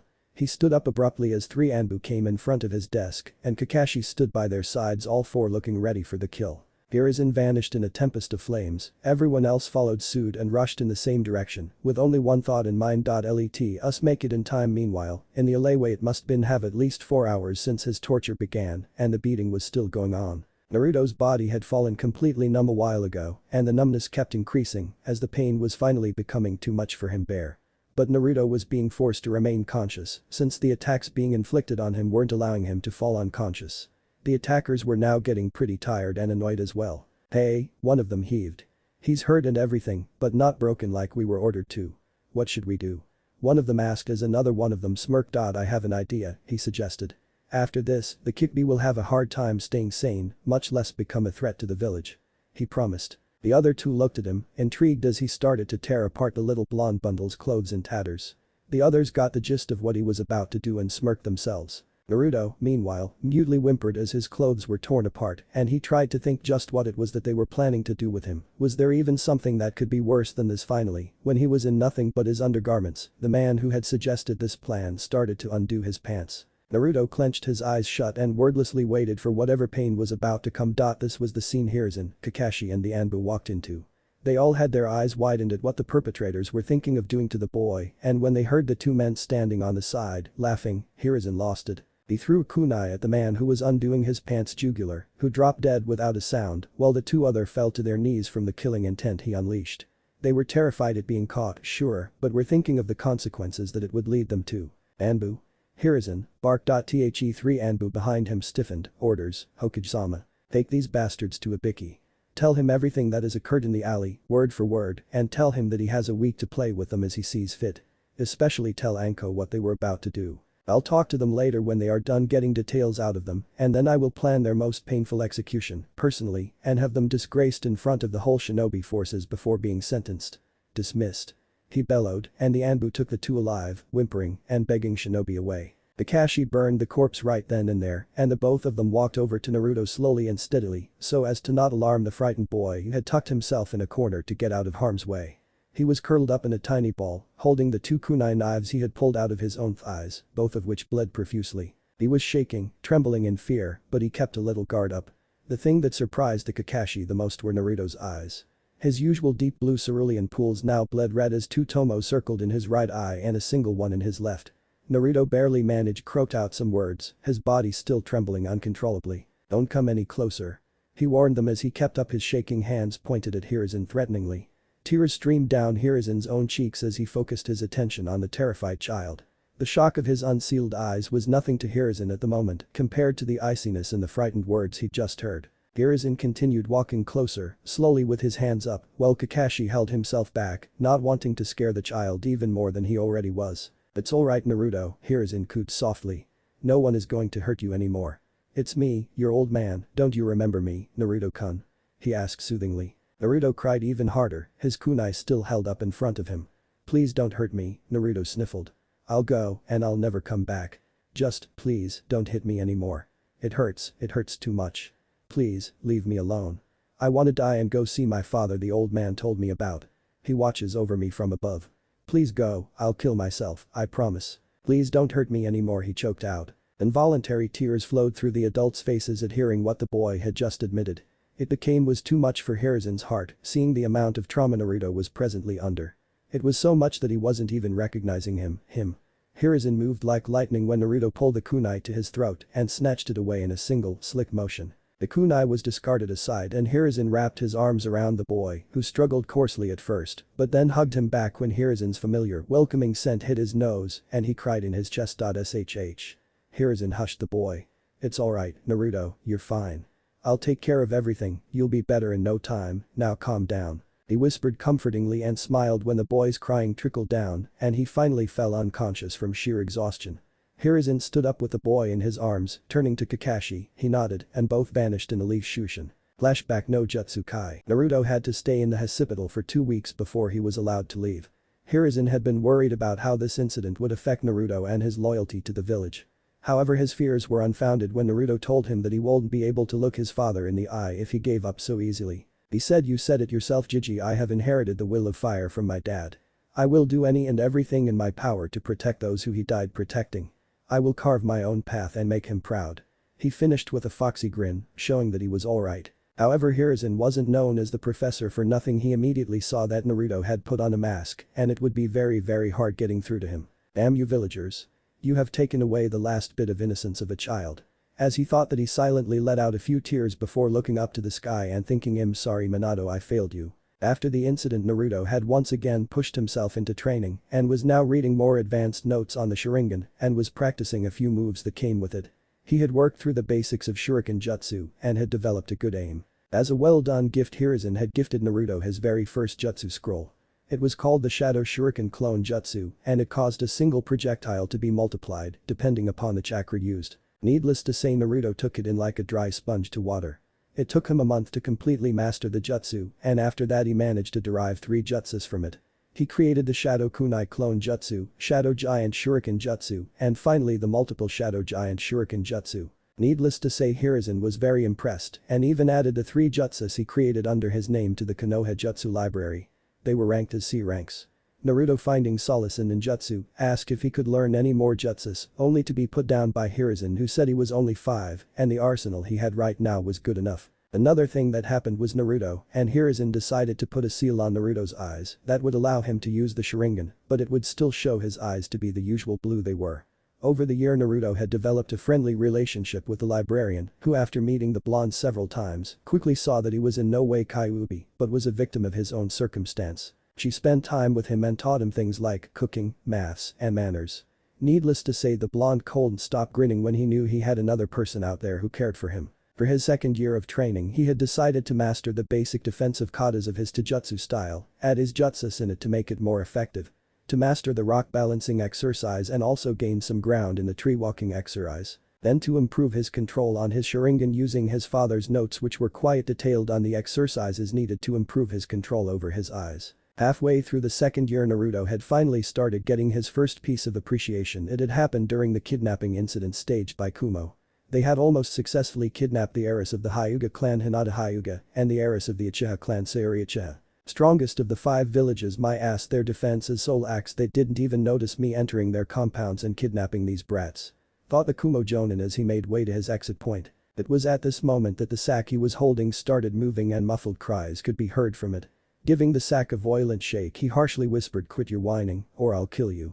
The voices were reduced to whimpers. The Kumo Jonin was about to restart running when he was interrupted by 10 kunai landing right in front of him. He stopped and looked up to see a blonde kid no older than 5 glaring down on him. "Get out of my way, kid, I may let you live if you leave without making any noise," sneered the Kumo Jonin. "Oh, I'll leave all right, but only after drop the bag you are carrying," Naruto replied with a strong voice. "Oh well, I'll just have to kill you," said the Kumo Jonin as he threw 4 kunai at Naruto. Naruto, following the projectiles with his Sharingan, used his own kunai to parry the projectiles before throwing a single shuriken and going through his hand seals and shouting multi-shadow giant shuriken clone jutsu. The single projectile divided into 10 parts and enlarged into the Fuma shuriken size. The Jonin's eyes widened when he saw the projectiles coming his way. He had no option but to jump in the air, which was exactly what Naruto wanted him to do. Following the Jonin, Naruto used both his Sharingan and natural flexibility to deliver his strongest defensive Taijutsu technique, hitting a strong kick to the Jonin's temple. Losing his balance, he dropped the sack mid-air. Naruto, however, caught it before it reached the ground. He then quickly opened the top and saw 2 girls around his age. Both had black hair. Their eyes were shut and they were huddled against each other with tears running down their faces. Naruto quickly undid their bindings, prompting them to open their eyes and look at him. Naruto then said run to the Hokage, tell him what happened, I will hold that guy off and give you enough time to escape. Both the girls looked shocked. A boy just their age had managed to free them. One of the girls then said BP but W what about you? Turning to look at the Jonin who was regaining his senses, Naruto said, I will be fine, just get the Hokage to get here as quickly as possible. Both the girls hesitantly nodded before running off to the Hokage office. The Jonin after regaining his bearings snarled at Naruto and said, you should left when you had the chance brat, now I will take my time killing you. Saying that he disappeared and appeared before Naruto and punched him hard in the stomach, causing Naruto to cough out blood. The Jonin didn't stop his assault and then kneed Naruto in the face, breaking his nose before kicking him into a tree. As soon as Naruto impacted the tree, his head started bleeding and he was about to lose his consciousness but fought to stay awake as he knew that the girls were still in danger. The man looked at Naruto with a maniacal grin and said, so you are still awake huh, this might be fun after all. He weaved through hand signs at a quick pace and shouting lightning style howl of the wolf jutsu. As he said that a 3-meter-long wolf made of lightning appeared and rushed towards Naruto. Naruto closed his eyes accepting death, however it was at this time his body glowed blue and 4 blue chains erupted from his back and wrapped themselves around the wolf, disintegrating it. Naruto on his last legs was working on pure instinct and willpower followed his gut as the chains quickly wrapped themselves around the unsuspecting Jonin, hindering his movement. Naruto using the last of his chakra pumped it into his good hand and legs and launched himself at the Jonin before hitting on the face as hard as he could, knocking the Jonin out. As soon as the Jonin fell down, the chains disintegrated themselves and Naruto wobbled his way to a tree and leaned into it, falling unconscious himself. This was the scene that the Hokage, the Hyuga clan head Hiashi Hyuga and the Uchiha clan head Fugaku Uchiha along with their daughters walked into. Anbu, take the kidnapper to Ibiki for questioning. Tell him to get the information out before the Raikage comes for his meeting. Said Hiruzen. The Anbu saluted before disappearing with the body. After this, Hiruzen rushed to Naruto and began checking his vitals. After feeling them to be stable, he sighed before lifting the boy up and moving to the group. Oh no, is he alright? Asked a Hyuga heiress in a shy voice as she played with her fingers. Yes, he is fine, he is only unconscious. He should be fine after a few days at the hospital. Hiruzen replied in a kind tone. He was extremely proud of what his grandson had done. The will of fire was indeed burning brightly in him. Ito, will we be able to visit him when he wakes up? The Uchiha heiress asked as she fondled her skirt while looking at the ground. I think that can be arranged, don't you think so, Hiashi? Asked Fugaku, to which the Hyuga clan head nodded and said. It will be possible, this boy has garnered the favor of the Hyuga clan, we will pay for his entire recovery. Announced Hiashi. And the Uchiha clan will be responsible for his security during the days he will be at the hospital. Announced Fugaku. Hiruzen nodded at that and left with Naruto taking him to the hospital. As the others left, Hiruzen thought security and pay. Don't make me laugh, you only want to keep an eye on him. 3 days later. Naruto's eyes fluttered open and he saw the familiar ceiling of the hospital. He struggled before sitting up and spotted Hiruzen sitting on a chair. He was broken off by a violent cough which prompted Hiruzen to quickly make his way toward him and hand him a glass of water. After a long drink, he looked at Hiruzen again and grinned before saying, hey Jiji. Hiruzen then stood up and said, don't you hey Jiji me mister, what were you thinking when you confronted a Jonin? You could have gotten yourself killed. What do you have to say for yourself? He scolded. Naruto looked down, tears welling in his eyes, and in a low voice, replied, I'm sorry Jiji. Hiruzen's eyes softened at that and he scooped Naruto up in a hug. He let the boy cry out before saying, what you did was foolish. On one hand, I am slightly angry that you put yourself in danger, but on the other hand, I am immensely proud of you. You stood for your fellow villagers and became the light for them in that dark moment. You are a true carrier of the will of fire. I am proud of you. Naruto then looked up and smiled before asking Jiji, how long was I out and are both of those girls okay? You were out for 3 days, don't worry, I informed the academy of your absence, you can go there from tomorrow. And yes, both of them were fine, they visited you while you were out. Now get some sleep, you have school tomorrow. Said Hiruzen. Alright Jiji, good night, see you tomorrow. Said Naruto as he rolled over and fell asleep. Chapter 12. Friends and Inheritance. Making his way to the academy, Naruto couldn't help but think about the talk he had with Hiruzen regarding his chains. It was a big reveal and he was having mixed feelings about it. Shaking his head to clear his thoughts, he made way to the academy with a smile, hoping to make friends just like his dad asked him to. Flashback. No jutsu. Say Jiji, during the fight with that Kumo Jonin I was suddenly able to material some chains. They were really strong and stopped a really strong lightning wolf coming towards me. Did I inherit that from my dad as well? Asked Naruto. Hiruzen cursed under his breath, he was hoping that Naruto wouldn't remember the chains. It was going to be a disaster, he knew it. No Naruto. Those chains are called adamantine chains and you got them from your mother. Replied Hiruzen and carefully waited for Naruto's response. Wait, you knew my mom, what happened to her? Asked Naruto in excited voice. I don't know Naruto, but I can show you her photo. Said Hiruzen as he took out a photo of Kushina standing with Minato and handed it to Naruto. What he didn't realize was that the picture in question was when Kushina was pregnant. An eerie silence followed after he handed the picture to Naruto. Sensing something to go wrong, Hiruzen quickly activated his privacy seals and waited for Naruto to speak. "So the Yondaime is my father?" asked Naruto in a hollow tone. Flinching at his tone, Hiruzen replied, "Yes, he was Naruto. Before you react, hear me out. I will tell you everything. Why the villagers seem to hate you and why did I hide this fact from you? After my explanation is complete, I will give you everything your father left for you. But don't interrupt me until I finish, agreed?" Naruto only replied with small nod. Taking in a deep breath, Hiruzen began and said, "As you know, 6 years ago the nine-tailed fox attacked Konoha and was killed by the Yondaime, correct?" Naruto only nodded before Hiruzen continued and said, "Well, it's wrong, the Kyuubi is monster made of chakra, it can't be killed." Knowing that the Yondaime sealed the Kyuubi into his children, he took its chakra and sealed it into his daughters, whereas he took the beast soul and sealed it into you. Wait, I have sisters. Where and who are they? Asked Naruto with a little hope. Naruto, there isn't a way to sugarcoat this, so I will be blunt. I didn't want to tell you this until you were older, but the situation deems it necessary. For some reason your mother thought that you were the demon reincarnate and left you, taking her daughters with her. She also removed you from the Uzumaki clan. However, your father already suspected something and made you his sole heir for all his money and all his jutsus. You will become the Namikaze clan head when you become older and stronger," said Hiruzen. Naruto looked down, Hiruzen's words weighing heavy on his little shoulders. He looked up and whispered, "Am I a demon? Did my dad really love me or did he leave me everything just because of my bloodline?" "Naruto, he loved you very much. So much that you can't even imagine it. He was a true genius and saw through everyone's intentions before making sure your future was secure. Now here, takes these 2 scrolls and read them, you will find all your answers in them."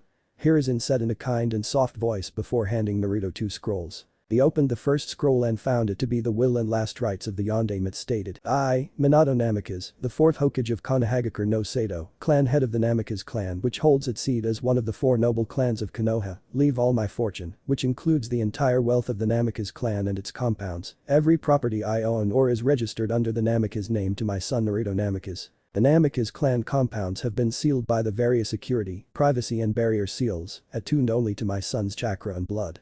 He is the sole inheritor to the entire wealth, knowledge and lands owned by the Namikaze clan. I hereby name Naruto Namikaze, son of Minato Namikaze and Kushina Uzumaki, Jinchuriki of the soul of the Kyuubi no Yoko, as the heir to the Namikaze clan. If anything happens to me, this will be my last testament and order that everything be handed down to Naruto after he is ready to learn the truths through Hiruzen Sarutobi, to whom I have trusted this responsibility in case his mother abandons him or if something happens to her in the aftermath of my death. Hiruzen Sarutobi shall be the guardian to the clans and my own wealth until the time he deems him ready. Minato Namikaze, Yondaime Hokage, Namikaze clan head." Naruto didn't show any outward reaction but was inwardly a little happy that he wasn't forgotten. Opening the second scroll, he saw that it was a private letter that was addressed to him. Shakily opening it, he began to read. "Naruto, oh my little boy. How much I wish I could be there for you. There are just so many things I wish to talk to you about, teach you. Pass on my everything to you. Now where to start? I never really was that good at these last words, but I guess these are really the last day. Get it? Oh well. Well, I really wish the scroll I left with the old monkey doesn't come to use. But if it has, and trust me I pray it doesn't, then you have led a life full of loneliness. I have taken measures for your safety and all your basic amenities you will ever need growing up. Hiruzen has probably taken very good care of you, and if he hasn't, then trust me, he and I will have some words soon. He doesn't really have much time left anyways. I don't get how he stays so fit in that age, must be his thing. You will probably be owning a lot of money and power by the time you open this letter, I hope, and I am watching you that you don't become arrogant or turn foolish with all the wealth and fortune at such young an age. But I know you're my son, I trust you enough that you won't be like that. Seeing how much you look like me, I can proudly say you'll be just as awesome as your old man. Well, now let's let some parental instincts kick in. Not, and I mean absolutely not. Turn into a pervert like Jiraiya-sensei if he ever makes contact with you or tries to turn you into his corrupt ways. Or I swear, he'll regret ever dying after me and I meet in the afterlife. Make friends. I know it will be a bit difficult for you seeing the burden I have put on your tiny shoulders, but try and make some friends. You don't need a whole lot of them, just a few would be enough that you could trust completely. And that brings me to the next point. Girls. Now, no need to be embarrassed about hearing this from me, every parent has to tell their children about this, and this will be the least embarrassing in your case.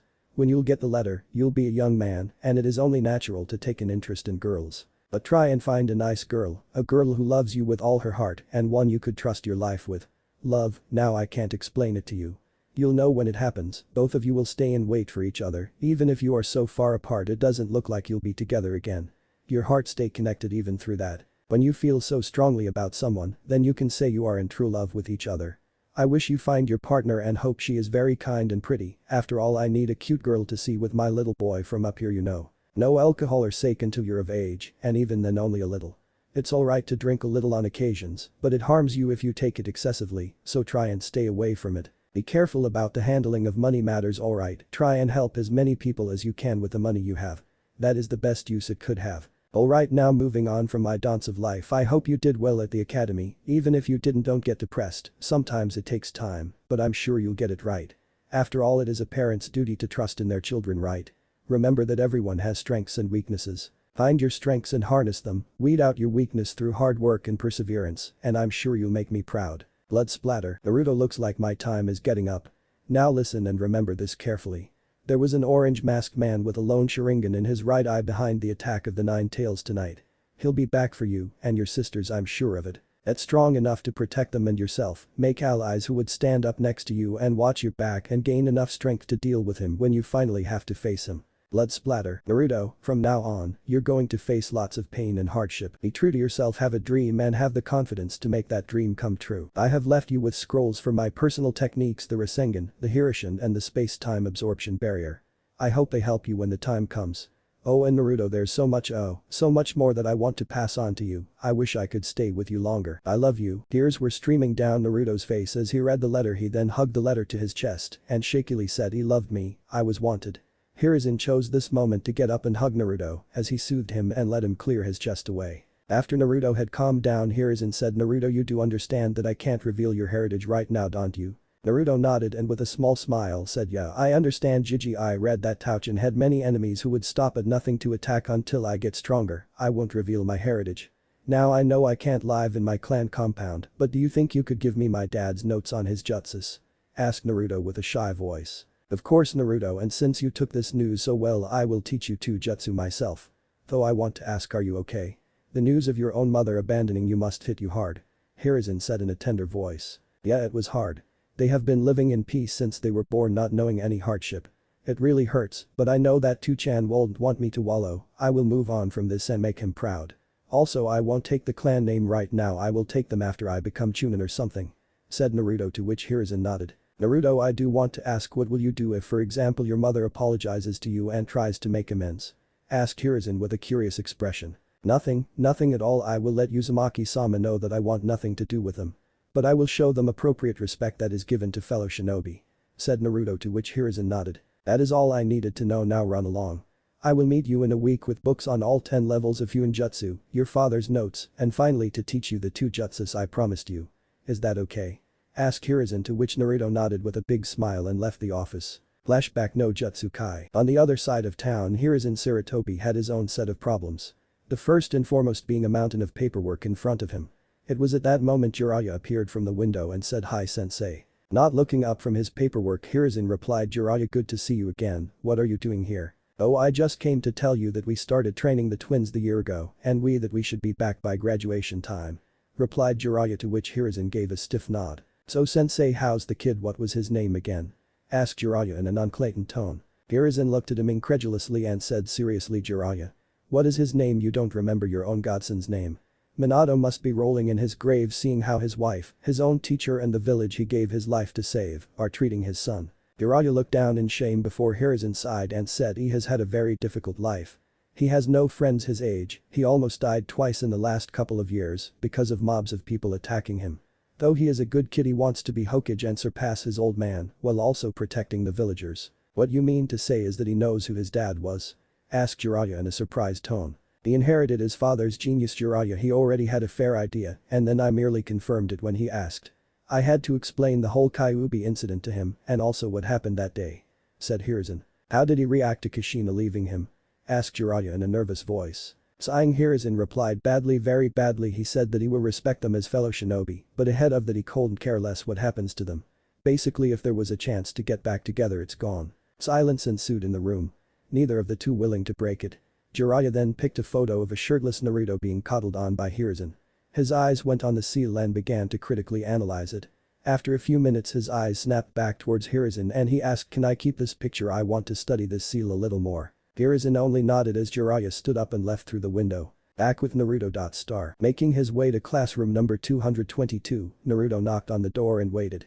After a few moments a man with a scar on his face appeared and looked at him questioningly. Naruto just gave him the paper that his Jiji gave him. After reading it the man smiled and ushered him to come in. "Alright class, we have a new student. Please introduce yourself," said the teacher. "Oh no, my name is Uzumaki Naruto, I hope we get along with each other," he said shyly. As he said that murmurs went across the room, some positive but mostly negative. Two heirs however had the same thoughts as him. Just as the murmurs became too loud a voice shouted, "Oi, you are the one that Sarutobi Jiji told me about." "Wait, you know the old man?" Naruto replied confused. "Damn right I do, I am his grandson, he told me that the future Hokage will be coming to class today." "Was he referring to you?" asked the boy. "Damn right he was, Dadabayo," replied Naruto. He then made way and sat down next to the boy who was named as Aizen Sarutobi.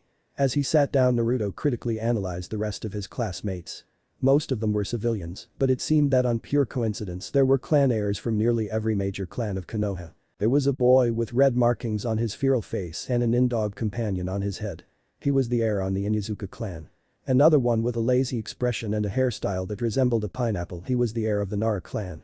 There was a fat boy having spiral symbols on his cheeks and he seemed to constantly have a bag of chips in his hands. He was the heir of the Akimichi clan. The boy wearing a long coat, sunglasses and a hat. The heir of the Aburam clan. A girl with platinum blonde hair and blue eyes, the heiress of the Amanaka clan. We obviously have the heiresses to both the Hyuga and Uchiha clans. And finally there was the heiress of the Kurama clan. She was a brunette with brown eyes. Naruto droned himself out of the lesson because he felt that it was boring and was glad when bell to lunch had rung. "Say Naruto, let's go to cafeteria to get our lunch," said Aizen, to which Naruto nodded. He was glad to have found someone like him. When they went out to the ground they saw groups of kids already formed and chatting. There was however one girl who was sitting alone. It was the Kurama clan heir. Naruto looked over to Aizen and pointed at her. He sighed and said, "I don't really know why, but no one sits with or even talks to her. It's been 3 days and still I haven't seen anyone talk to her." Naruto nodded before giving a small smile and saying, "How about we go and sit with her? It is obvious that for some reason we are the class outcasts. People like us stay together. What say?" Aizen grinned and said, "You bet, let's go." The two of them made way to Ikumo and the three began talking to each other.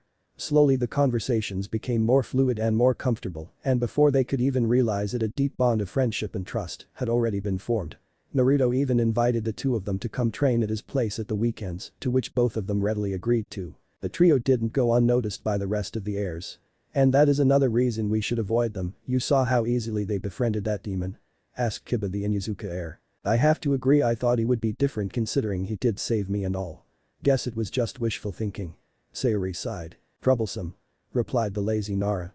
The group of heirs kept on chatting and gossiping. It was a few minutes later that Naruto noticed that the Aburam heir himself was sitting alone. Naruto excused himself from his group and made way to him and said, "Hi, my name is Uzumaki Naruto, what's yours?" "Aburam Shino," came the stoic boy's reply. "Why are you sitting alone, Shino?" asked Naruto. "No one invited me." "Why?" "Because my clan is generally one treated to be an outcast because of our relationship with bugs," Shino replied stoically. "Bugs? What relationship do you have with them?" asked Naruto. "Our clan houses colonies of bugs inside our body and uses them for ninja arts," Shino replied, already expecting Naruto to grow disgusted and leave. "Wow, that's so cool. What type of bugs do you usually use?" asked Naruto, his interest growing by the minute. "We normally use Kakachu, they are bugs which suck chakra," replied Shino. He was surprised by Naruto's interest and was inwardly glad to have not been completely shunned. "Cool. Na Shino, come with me to my group," said Naruto. He then pulled Shino along with him and introduced him to the rest of the group. After a few minutes Shino was accepted as the part of the group. Naruto felt that the group was complete. They had a loudmouth in Aizen, a shy one in Yakumo, a stoic one in Shino and a genius in Naruto. It felt amazing belonging somewhere. Looking around, Naruto just knew that now finally he could call the village his home. In his office Hiruzen was smiling warmly at the scene. In front of him was Shibi Aburam and Yumiko Kurama. Shibi had a small barely noticeable smile, this was something considered to be big, whereas Yumiko was openly crying happy tears. "So what do you think of Naruto?" asked Hiruzen. Looking at him, it's logical that he is no demon. "Why? No demon would make attempts at making others feel better," replied Shibi, with Yumiko only nodding along with him. "So do you approve of their friendship?"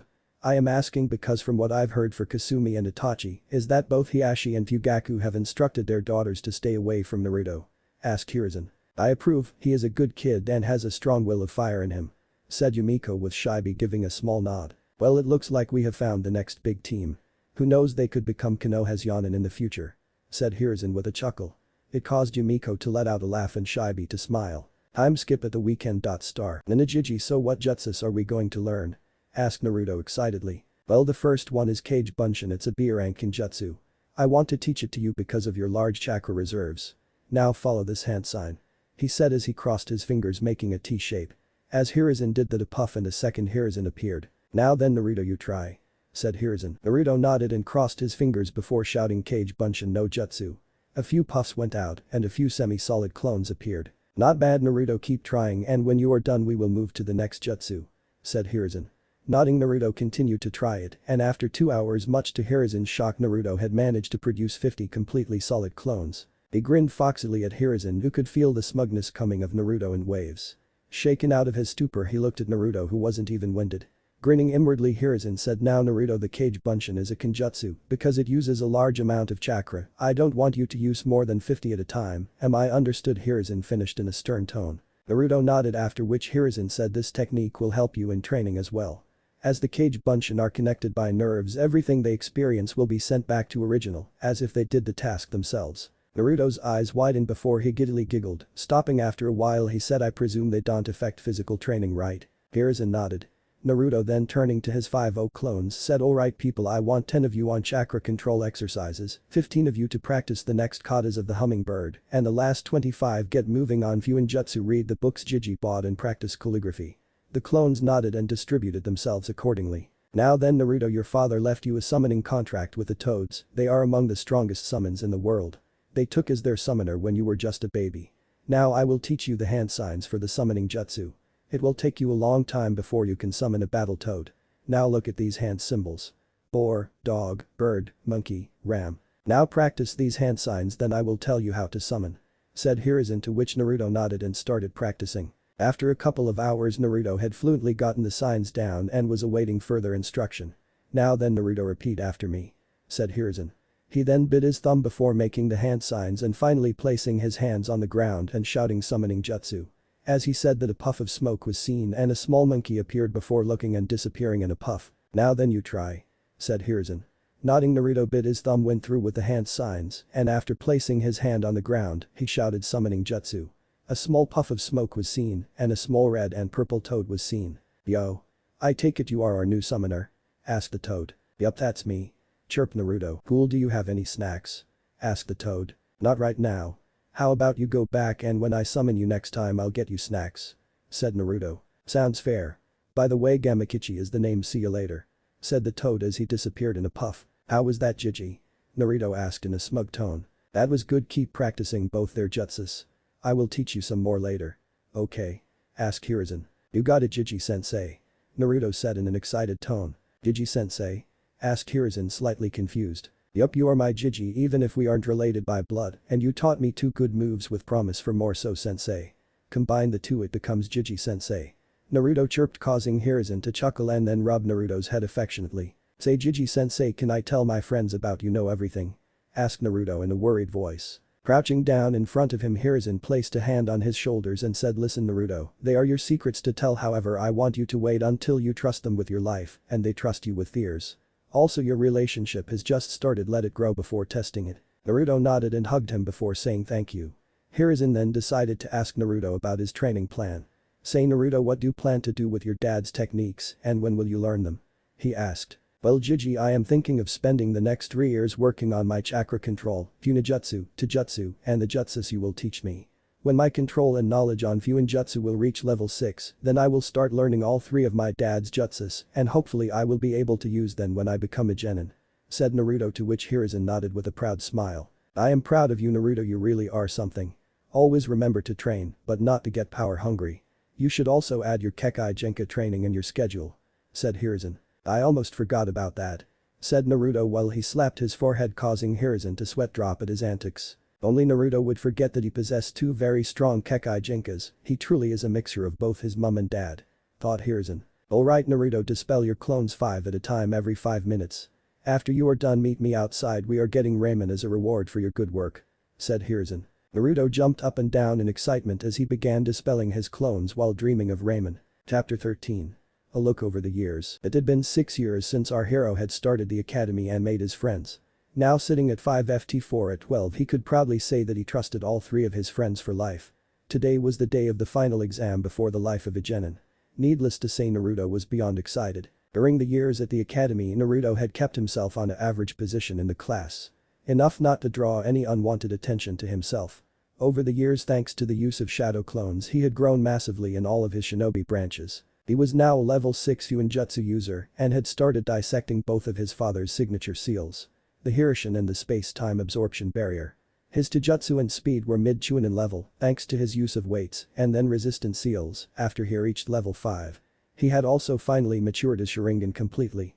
Naruto, however, wasn't overly dependent on the eyes. He used them only to cast and break ninjutsus or to copy new jutsus that his Jiji was going to teach him. He had also massively improved his ninjutsu, which now stood at an impressive high Chunin level.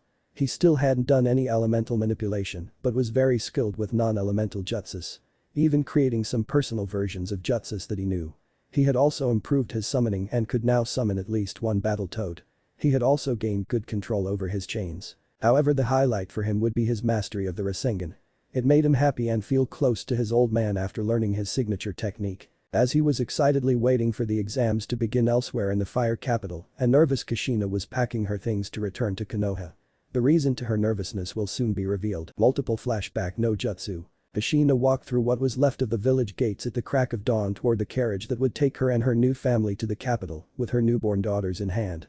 As she was about to enter the carriage, she looked back and saw Hiruzen standing at the dislodged entryway to the village with a sleeping Naruto in his arms. The sickening disgust she saw in his eyes as he glared at her before he turned his back to her and walked towards the Hokage Tower hurt her immensely. He was the man that Minato respected above all others, and to see him regarding her with such awful disappointment could only hope that he would see the truth behind her words one day. She forgot her pain as she gazed longingly upon the 2 red-heated infant girls that were fast asleep in her arms, neither of them having a care in the world.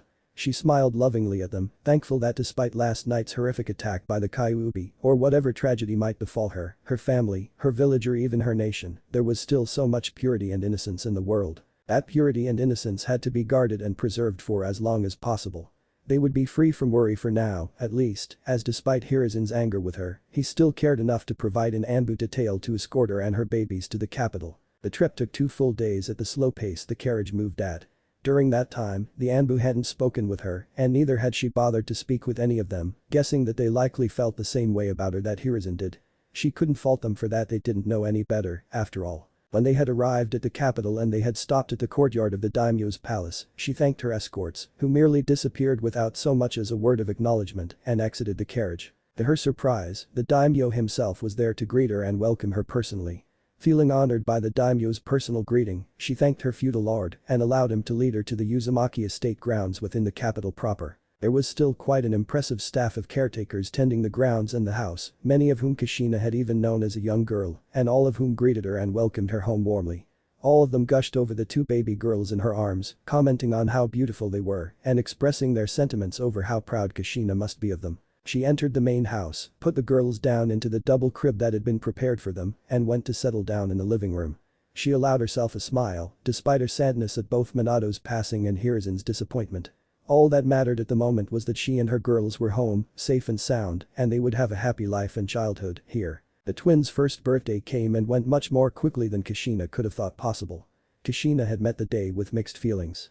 The day would forever be bittersweet to her, and while she would remember the loss of her dearly departed husband and the death of her son by Kyuubi's possession, she was also very happy to celebrate the beginning of the girl's 2nd year of life. She and the girls were very content and comfortable with the luxurious, safe and peaceful life that they were able to enjoy in the fire capital. She had written to Hiruzen, giving him the annual report she promised she would give to him every year, detailing her health and the health of the girls, and when she began training them, she would let him know how that was progressing, too. The letter she wrote to him was forgettable for the most part, though she did ask whether he had dealt with the demon and avenged Minato's death yet, or whether he would want her to do it herself. She had been surprised when, the very next day, she answered a knock on her front door and opened it to a courier ninja. The courier had an official certified letter addressed from the Hokage to her, a letter that she had to sign for. Whatever this was, Hiruzen was sending it to her as the Hokage, not as an old family friend, and he wanted a guarantee that she received it. Signing for the letter and dismissing the courier ninja, she closed her door, took the letter to her kitchen table and unsealed it. As she opened the scroll and read its contents, unlike the letter she sent to Hiruzen, his words would forever burn themselves verbatim into her psyche. Uzumaki-san, well, it gives me great relief to know that you and your daughters are well, and that you are enjoying the protection of the daimyo, the guardian ninja 12 and the samurai forces of the Land of Fire. Your request to murder your innocent one-year-old son is not well received at all. As I informed you last year, your intent towards your son was seen even by your husband in his final few minutes of life, and he took steps to protect young Naruto from you. You dishonor Minato with your evil, twisted desire to harm an innocent your own son, no less. He must be rolling in his grave with disgust and fury at how far you've fallen, and I have no doubts at all that he would spit in your face if he were to see you now. I myself am thoroughly ashamed and disgusted that I once thought of you as a daughter no longer. From this day forward, you are my subordinate and I am your Hokage, nothing more. As Hokage, I hereby prohibit you from returning to Konohagakure no Sado before your son and daughter's anticipated date of graduation from the Shinobi Academy. Exceptions to this executive order will be as follows. 1. If I summon you back, you are to answer my summons and come to Konoha immediately, where you will be escorted directly to my office upon your arrival at the gates. At no time during your visit will you be permitted to walk the village grounds without an escort. At the conclusion of the business for which I summon you, you will immediately be escorted back to the gates and sent on your way, once again prohibited from village entry. 2. If you send me advance notice via official communication of your intention to come to the village and the date you expect to arrive, you may come to Konoha's gates, but you will be detained at the guard station until an Anbu can escort you to my office so that you can conduct whatever business you will need to conduct with me before once again being escorted back to the gates and sent on your way, once more being prohibited entry without either an official summons from me or advance notice of your arrival. Should you be found approaching Konoha's gates or within Konoha's walls without having met the conditions of either of these exceptions, I will have no choice but to assume that you have come to either harm young Naruto or end his life, and I will have you executed on sight for charges of treason against Konohagakure no Sado and conspiracy to commit murder of the Namikaze clan heir. After your execution, your daughters will be brought back to Konohagakure no Sado to be placed in an orphanage, while allowing them to be raised and trained to be shinobi of Konoha. Also, be forewarned, Uzumaki-san. Any attempts by you to harm or murder Minato's son through indirect methods, such as assassination, will also result in your execution and the remanding of your daughters to Konoha's orphanage system.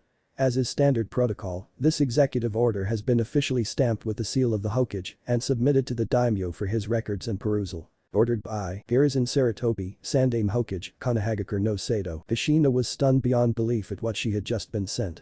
To think that the professor that was always so kind to her had written such cold-hearted words shocked her. What was worse, he had not only written this as a letter to inform her that she was no longer considered a friend to him, but also as an executive order from the Hokage that had to be obeyed or she would suffer legal and perhaps corporal ramifications. He had even used her last name instead of her first name to address her in the letter. She knew that the grounds for which he stated her punishment being immediate execution were clearly plausible.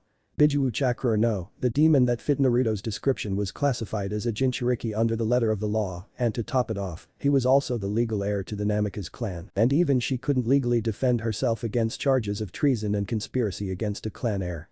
Despite the righteousness of her feelings and the justice of her path, her hands were tied, and as much as she hated that demon wearing her son's skin, she loved her daughters that much more. She gritted her teeth in anguish, a few tears escaping her eyes before she was able to force them back down.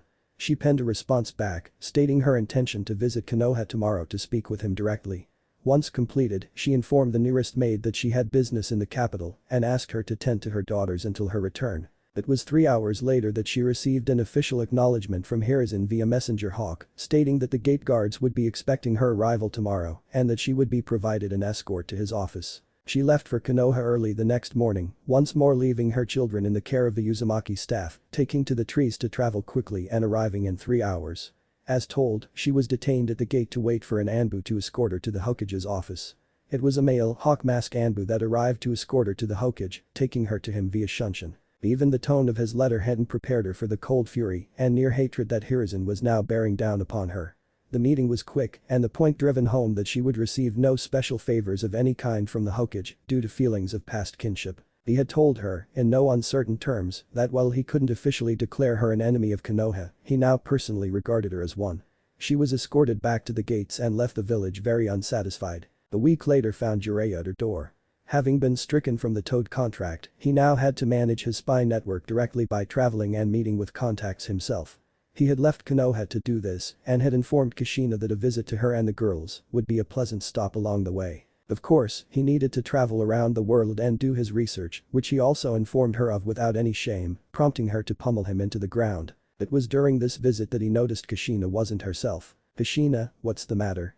You haven't been acting like yourself since I got here," he expressed with concern. With a sigh, Kushina answered, "Sandaime Sama has forbidden me from returning to Konoha before it's time for the girls to become genin, unless I'm either summoned by him or unless I have business there that I have to inform him of beforehand. She continued sadly, "He's basically ended our friendship and says that he now regards me as his enemy because of that demon." "I see," Jiraiya offered with a sigh of his own, "well, that's not something I'm about to get involved in. I know how you both feel about the situation, so I'll just leave it alone." "Thank you, Jiraiya. I really appreciate that." Coincidentally, during the third day into Jiraiya's visit, Tsunade and Shizune also came by the Uzumaki estate. Sarutobi had informed Tsunade of Kushina's relocation for the time being, so she decided to stop in for a visit to her three godchildren. Kushina was about to speak up about Naruto not being her godson anymore, but Jiraiya stopped her with a firm grip on her shoulder and a stern glare, while he shook his head in the negative slightly. "So I've seen the girls, but where's Naruto?" Tsunade asked happily. "Well, Tsunade," Jiraiya answered, "Sensei wanted the boy to remain in the village so that he could bond with it the same way his old man did. It was Minato's dying wish." While confused at such an explanation, Tsunade chose to accept it, such as it was, and didn't bring the matter up any further. All of them simply enjoyed spending time together and bonding with Kushina's retarded toddlers, who surprised them all by taking their first steps in their presence. Another week had passed, and Jiraiya, Tsunade and Shizune all prepared to leave, Jiraiya to his business and Tsunade and Shizune to theirs. Jiraiya had promised Kushina he would return by the girl's 5th birthday so that he could start training them with her. "Wait a minute, Jiraiya. What about Naruto's training?" Tsunade asked innocently, not noticing the darkening of Kushina's eyes, nor the icy frown on her face. "Don't worry about that boy," Jiraiya retorted with his usual bluster, "he's got the old man to look out for him and train him. He'll be alright, he won't need me." Tsunade, once again confused as the attitude Jiraiya was taking towards Naruto which was so different from his attitude towards the girls, just nodded, but she narrowed her eyes in suspicion at him before taking Shizune and going on her way. Once she was out of sight, Jiraiya turned to Kushina, "All pretense gone, I only lied to her so that I could help you save face, Kushina. You do realize that Tsunade would cut any and all ties with you, just like Sarutobi-sensei did if she were to learn the truth about your abandoning the boy, don't you? That demon isn't Naruto. He's the Kyuubi." She shouted at him in frustration. "Do you really think she'd buy that? I don't, and I can tell you for a fact that she won't, either. Now, I won't cover for you, again. Bear that in mind, Kushina." Kushina simply bristled in anger, but chose to say nothing.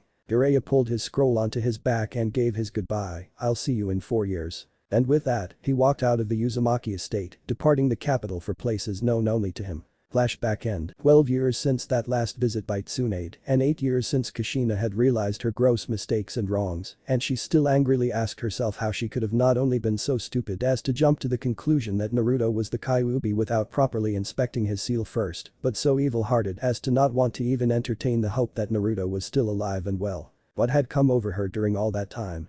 To this day, she still found herself wanting for an answer.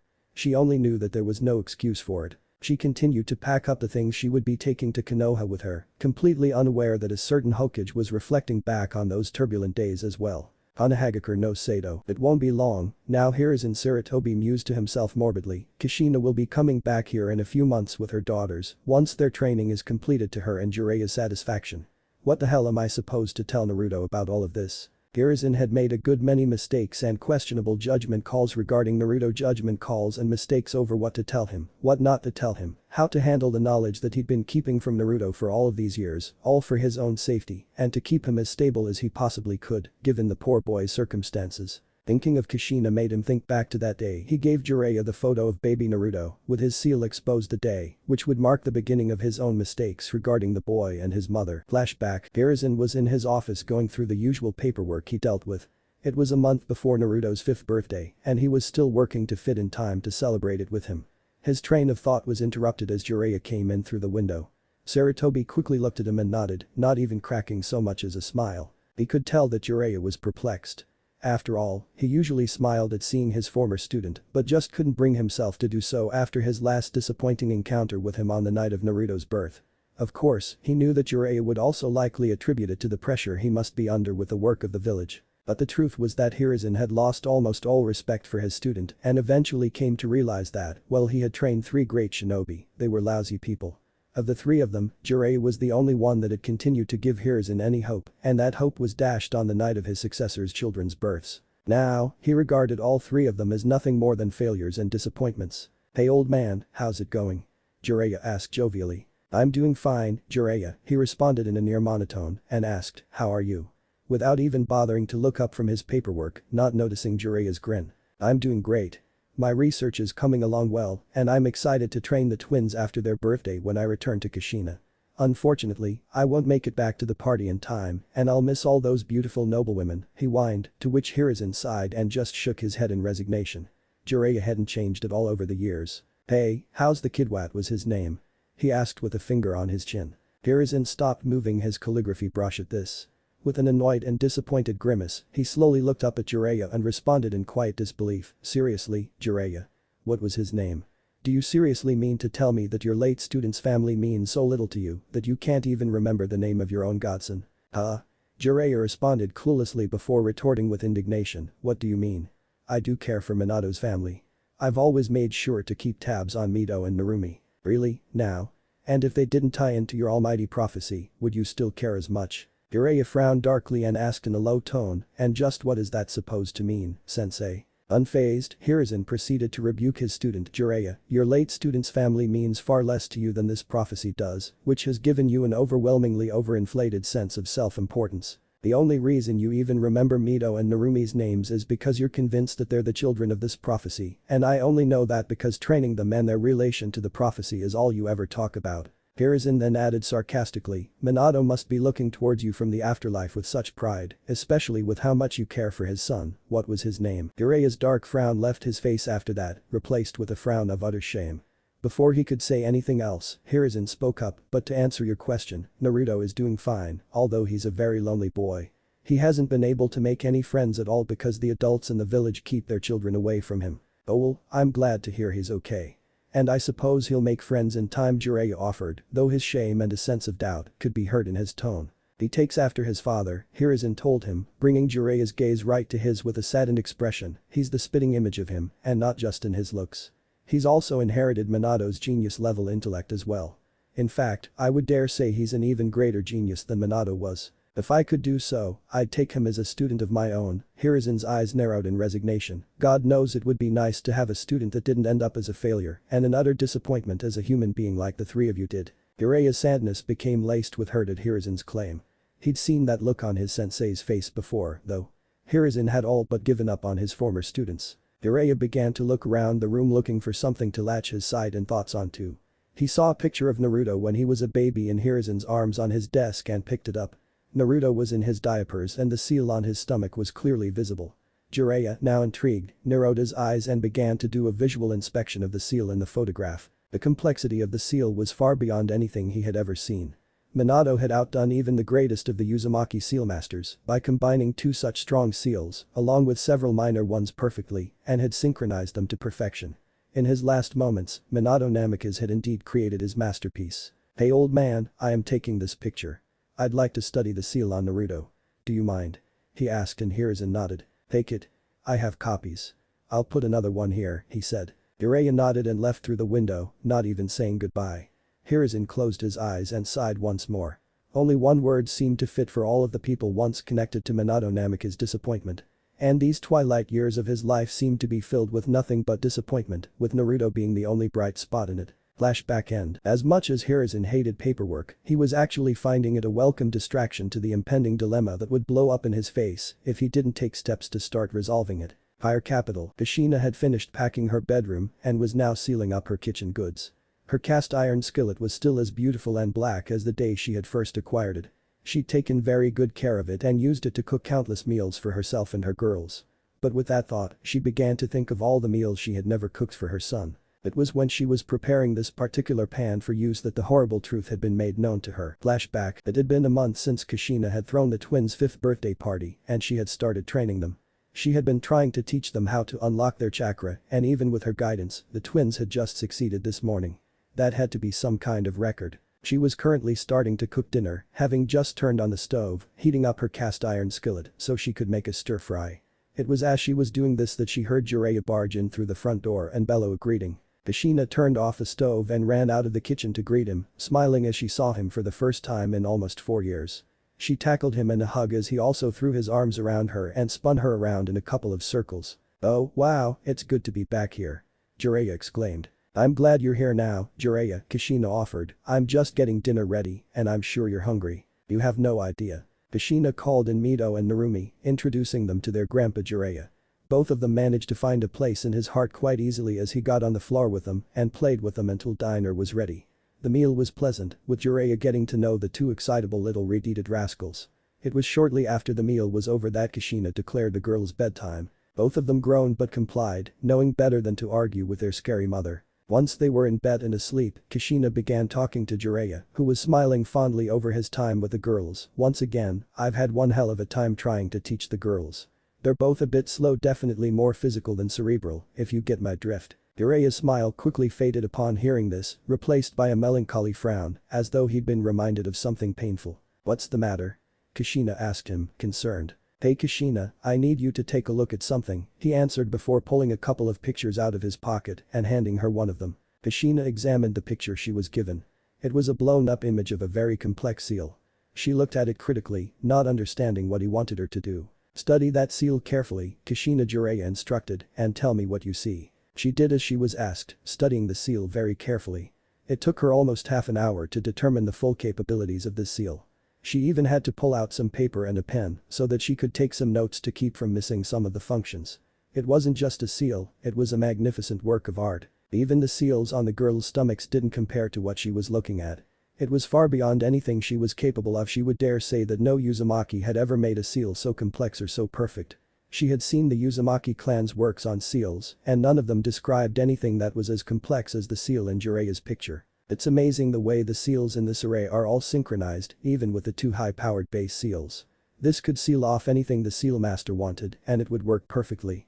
"I don't think I could even begin to replicate this," she exclaimed excitedly. "What would you imagine the limits of that seal being?"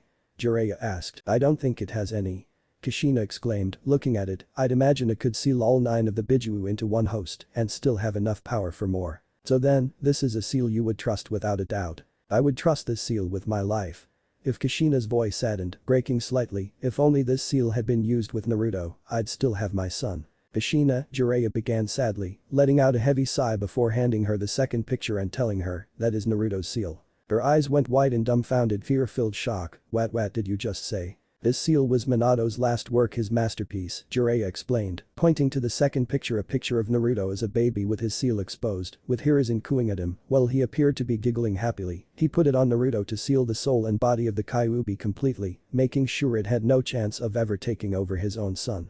I was surprised myself when I saw this picture in Sensei's office, but Minato really outdid himself with this one. Hell, he outdid every seal master I've ever heard of when he made this." She stood up in horror and took a step back only to collapse a moment later, her legs refusing to hold her up. Her eyes began to well with tears of horror, anguish and torturous remorse. How could she not have seen the complexity of the seal that night she had checked the triplets? She remembered back to the night of their birth, the ripping of the Biju from her body, and the emotional distress of Minato, knowing that he was taking his dying breaths. She hadn't even bothered to study the seals at length until she'd made it here. She didn't notice the intricacies of the seals at first glance, she had just stabilized them with her chakra as quickly as possible. "No," she whispered out in utter horror, her tears beginning to fall. 5 years. 5 years where she could have had her son with her there. 5 years of precious moments and memories thrown away. "No," she whispered out again, putting her hands to her mouth. She'd never remember seeing his first steps. "No," she groaned out. She'd never remember hearing his first words. "No." She began to raise her voice as sobs began forcing their way up from her throat. 5 years of missed birthdays, missed presents, missed chances to tuck him into bed and kiss him goodnight. She didn't even have a clue as to how he was living, or if he was healthy and happy, or if anyone was taking care of him. "Ooh," she yelled with her eyes clenched shut, her voice completely broken as her sobs gave way to bawling. She clutched the picture of Naruto to her chest as she did this, hanging her head and almost collapsing to the floor, if not for Jiraiya moving fast enough to catch her and hold her to himself while she wept uncontrollably. "I'm sorry, Kushina," he offered. He simply didn't have the heart to remind her that he and Sarutobi had told her of what she was just now acknowledging, that Naruto was in fact her son, that he was alive and well, and that he'd never been possessed by the Kyuubi at any point in his brief life. "Oh my god, what have I done?" she wailed, "my baby, my Naru-chan. I left him alone, I abandoned him. She cried even louder, I even threatened to kill him. What have I done?" Her cries became so forceful that she lost the ability to form words. Her wails and bawls were such that her body heaved up and down with each sob that forced its way out. This went on for almost half an hour before Kushina had cried herself hoarse. Jiraiya marveled at the fact that the girls had remained in their room fast asleep. Kushina must have placed silencing seals in the rooms so that their rest wouldn't be disturbed from any errant noises around the house. "Oh god," she whispered with renewed horror, "what would Minato think of me if he could see me now? What would he say to me?" "Kushina, Minato already knew this would happen," Jiraiya explained. "Sensei told me that Minato saw how you looked at Naruto and he took steps in case what he feared to be the worst happened." And Kushina sniffled, "It did. I did the worst thing imaginable. I abandoned his Sami-san." In a sudden burst of determination, she wiped away her tears and stood up, moving towards her door as Jiraiya watched on in confusion. "Where are you going, Kushina?" he asked. Without stopping, she answered, "I need to send a message to Konoha by messenger hawk. I'm going to tell Sandaime-sama to expect me tomorrow morning." "You're gonna what?" "I'm bringing my baby boy home." She fired back, opening and closing the front door as she left through it. She was back a few minutes later and Jiraiya had just waited for her return in the living room. "Kushina, are you sure you know what you're doing?" Jiraiya asked warningly. "It doesn't matter if I do or not, I'm bringing my Naru-chan home. I'm going to apologize for not being there and I'm going to do whatever it takes to make it up to him. I won't let him stay alone anymore. As soon as I get the message, I'm leaving for Konoha." Both of them stayed up throughout the night. It was a couple of hours before dawn that a messenger hawk delivered a response from Sarutobi, stating the usual conditions. Kushina stood up and prepared to leave the house once more. "I'm heading out, Jiraiya. Take care of Narumi and Mito for me. I'll be back as soon as I can." She left the house before he could say anything more, speeding her way to Konoha as fast as her legs and the treetops allowed. The sun was just beginning to peek over the horizon as Kushina arrived at Konoha's gates. They looked a fair sight better than they had when she came 4 years ago, and even the damage caused by the Kyuubi that night was completely repaired without any trace of it ever having been there. She checked in with the gate guards, who had indeed been expecting her arrival, though not quite so early, and waited there for her Anbu escort to the Hokage's office. She only waited a few minutes, surprised that Sarutobi was awake and at work this early. It had just passed 6 o'clock and the village as a whole was still asleep. The Anbu took her shoulder and without another used Shunshin to get himself and her to Hokage Tower. "Hokage-sama, escorting Kushina-sama to your office as ordered," he said. With a nod of acknowledgement from Hiruzen, the Anbu vanished. Hiruzen's eyes hardened as they focused on Kushina. He asked coldly, "What business brings you here, Uzumaki-san?" "Hokage-sama," Kushina greeted him formally with a humble bow, surprising the man. "I have realized how badly I messed up when I abandoned my baby boy all those years ago. I'm asking." She got to her knees and bent her hands and head to the floor. "No, sir, I'm begging you. Please let me see my Naruto-chan so I can bring him home." The growl from Sarutobi's throat caused Kushina to lift her head. Despite the tears that were beginning to fall down Kushina's face, the Hokage's eyes remained steadfast in their iciness. "After what you pulled, both that night and the year afterwards, you expect me to suddenly believe you've seen the light and now want to make up for your mistakes. I understand your doubts, Hokage-sama. I don't blame you for having them. But Jiraiya showed me the seal Minato put on Naruto. He made me study it in depth and I could see that there's no chance of the demon taking over. Please, Hokage-sama, let me bring him home, or at least let me bring my daughters back here so that we can live together in the village with him." "No, Uzumaki-san. I can't do that. More to the point, I won't do that," he said. She flinched at his tone then became desperate. "Please give me back my son, I'm begging you. Please." Hiruzen, he glared at her when she used his name, but she didn't stop. "I need him just as much as he needs me. Please, I'm begging on my knees here. Believe me when I say I love my son," she said in tears. He sighed, rubbing his temples as his will wavered. "Even if I do believe you, Uzumaki-san, it's not that simple. He has experienced some rather traumatic incidents in his life recently and I can't in good conscience burden him with the truth of your abandonment. It could break him completely in the condition he's in right now. No, Uzumaki-san, I won't let you anywhere near him for his own safety. I pleaded to you before you left and again for a year in letters that he needs his mother, but you refused to hear of it. Why should your pleas move me now? The truth is that I'm not sure if I even want to let him know you exist before it's time for me to reveal his heritage to him and fulfill my promise to Minato," he said, and she looked at him, her tears falling even harder now. "What do you mean by traumatic incidents?" Tell me. What happened to my son? She asked and his eyes hardened. What happened to him is the direct result of your abandonment of him and leaving him here. Now, I've heard and said enough. This conversation is over. Leave, Uzumaki-san, our business is concluded. Tori, Nico, he said as she tried to plead more, but he released the privacy seals and flared his chakra as two Anbu came in the room kneeling. Escort Uzumaki-san to the gates and send her on her way, he ordered the two. Before here the Anbu could act, however, Kushina stood on her feet, planted herself into the floor, using 4 chakra chains with several more flailing through the air around her defensively, and flooded the room with extraordinarily powerful killing intent, causing the Anbu to retch and even making the Hokage sweat a bit. There is in Saratobi, I will not be dismissed so easily and casually.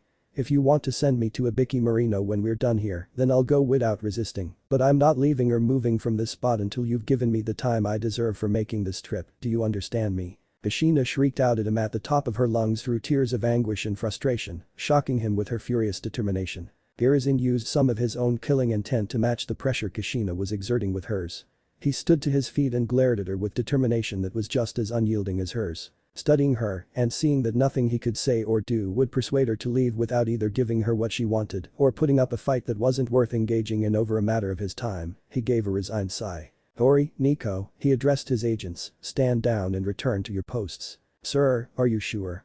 Tori asked his commander in an even tone, though his doubts as to his cage's safety could be heard in his question. I promise you that I will not attack him, and I don't mean him any harm, Kushina tried to assure the two Anbu in the room, her tears beginning to lessen. I'm sure, Tori, Saratobi answered the Anbu's question, you may stand down. Both Tori and Nico nodded, saluted their Hokage, and vanished from sight. Saratobi returned to his seat as well and clasped his hands together in front of him. You may also stand down, Kushina, she sniffled as he used her first name for the first time in 4 years. I will hear you out, but surely you must know that I cannot allow you to have custody of Naruto. Kushina grit her teeth together in anguish, her tears beginning to renew themselves. She allowed her chakra chains to dissolve and recede back into her body. She once again fell to her knees and bowed her head and hands to the floor. Please, Hiruzen, Kushina pleaded, tell me what to do.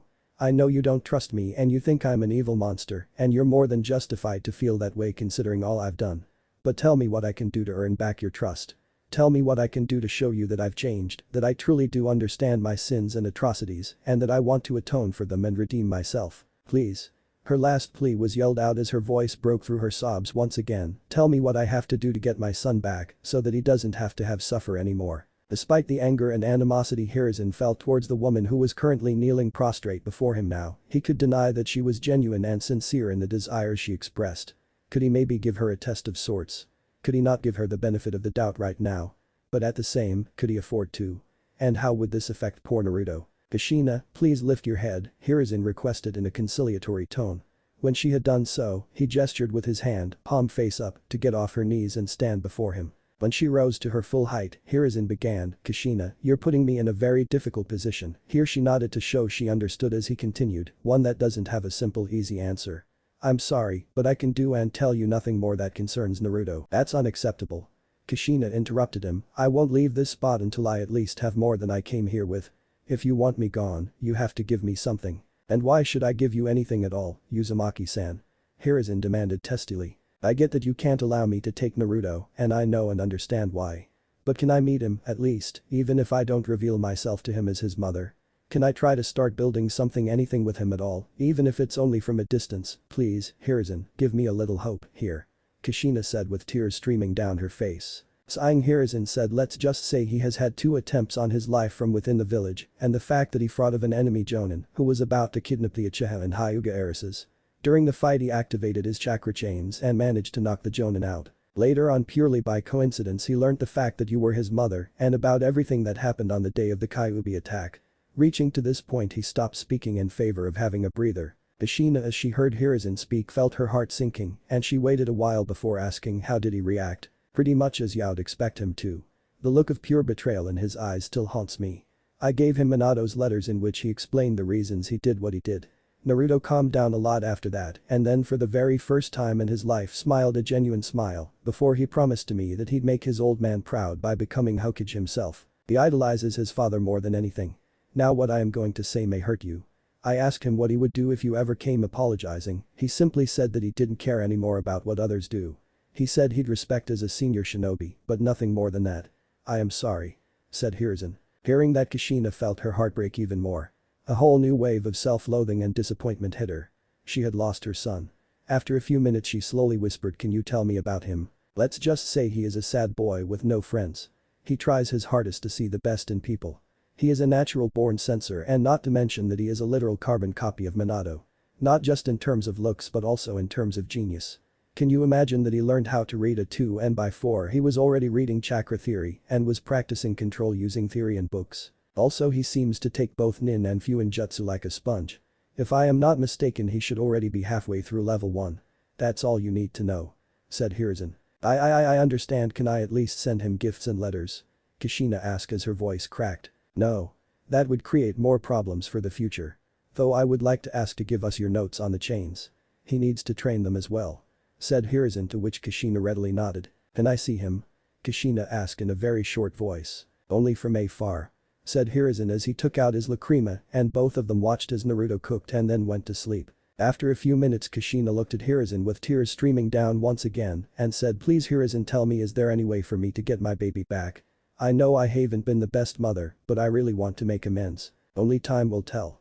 Now I think you should return to the capital. It won't be long before your daughters notice your absence," said Hiruzen as Kushina nodded and left with an Anbu. Kushina sped back home, wishing she could have brought Naruto with her, but grateful for what concessions Hiruzen had made to her. The old man did as he had promised, allowing Kushina her first glimpse of her near 6-year-old son, and as it should have been on the night he was born, she immediately fell in love. Just seeing him and watching him as he read, studied and cooked for himself brought her to tears once more. How she longed to go down into that apartment and sweep him up into her arms. How she yearned to hug him and kiss him all over his face, telling him how truly sorry she was and how much she loved him. How she ached to bring him home with her and surround him with the love of his family. It was not to be, as Hiruzen brought her back down to reality by ending her time in Konoha and personally escorting her to the gates to see her off. She had returned to the fire capital by late afternoon and had now entered the Uzumaki estate. As soon as she entered, Jiraiya came up to greet her, but saw a tear-stained face and no little boy in hand, though she had a sad yet hopeful smile. He could see that while she hadn't gotten what she wanted, she'd been able to walk away with Hiruzen having given her something. She washed her face, put on a smile for her girls whom Jiraiya had brought to greet their mother and welcome her home, and began to cook dinner for her family, thankful for her loved ones, but wishing she could be cooking for her son as well. Jiraiya knew better than to press the issue, and the girls were just as clueless as they ever were, something she found herself to be quite thankful for at the moment. It was the next morning, before the girls were to be woken up for breakfast, that Jiraiya come to Kushina and asked about her meeting with the Hokage. She explained everything that took place to him about Hiruzen's refusal to allow her near Naruto, about the attempt on Naruto's life which caused Jiraiya to flinch, though the things Hiruzen asked her to keep to herself, she did. She also told him about laying eyes on him for the first time since his birth and what she was going to do for Naruto from that day forward. When she was done, Jiraiya asked her, "Kushina, when are you going to tell the girls about him? And what exactly are you going to tell them?" "I'll tell them when I think they're ready," she answered plainly, "and I'll tell them everything. I won't leave anything out." "Are you sure that's wise?" Jiraiya asked warily. "I mean, you don't know how they'll respond to what you have to confess to them. They deserve to know. How they'll react to me isn't what's important. But I have faith in them to take it all in stride." "Well, okay then. If that's what you want to do, I won't stop you when the time comes. Just be careful, okay?" She smiled sadly at him and nodded. Before she prepared breakfast. Flashback end. Kushina continued packing the kitchen as she reminisced over her time spent there, time where she missed Naruto's childhood, but smiling at the things she had learned of him through Hiruzen's continued correspondence. She thought about her frustration with the girls' training over the years, and she couldn't help but compare it to the sheer euphoria of learning about the things she could teach to Naruto when she got the chance. Sadly, the joy she felt at the idea of teaching Naruto was sometimes tainted by news of Naruto being attacked once again, especially on his 6th birthday. Flashback. Higher capital. Jiraiya and Kushina had been training the twins for a year now, and it became more and more apparent that they took more after their mother than their father, something that now both scared Kushina and made her feel ashamed.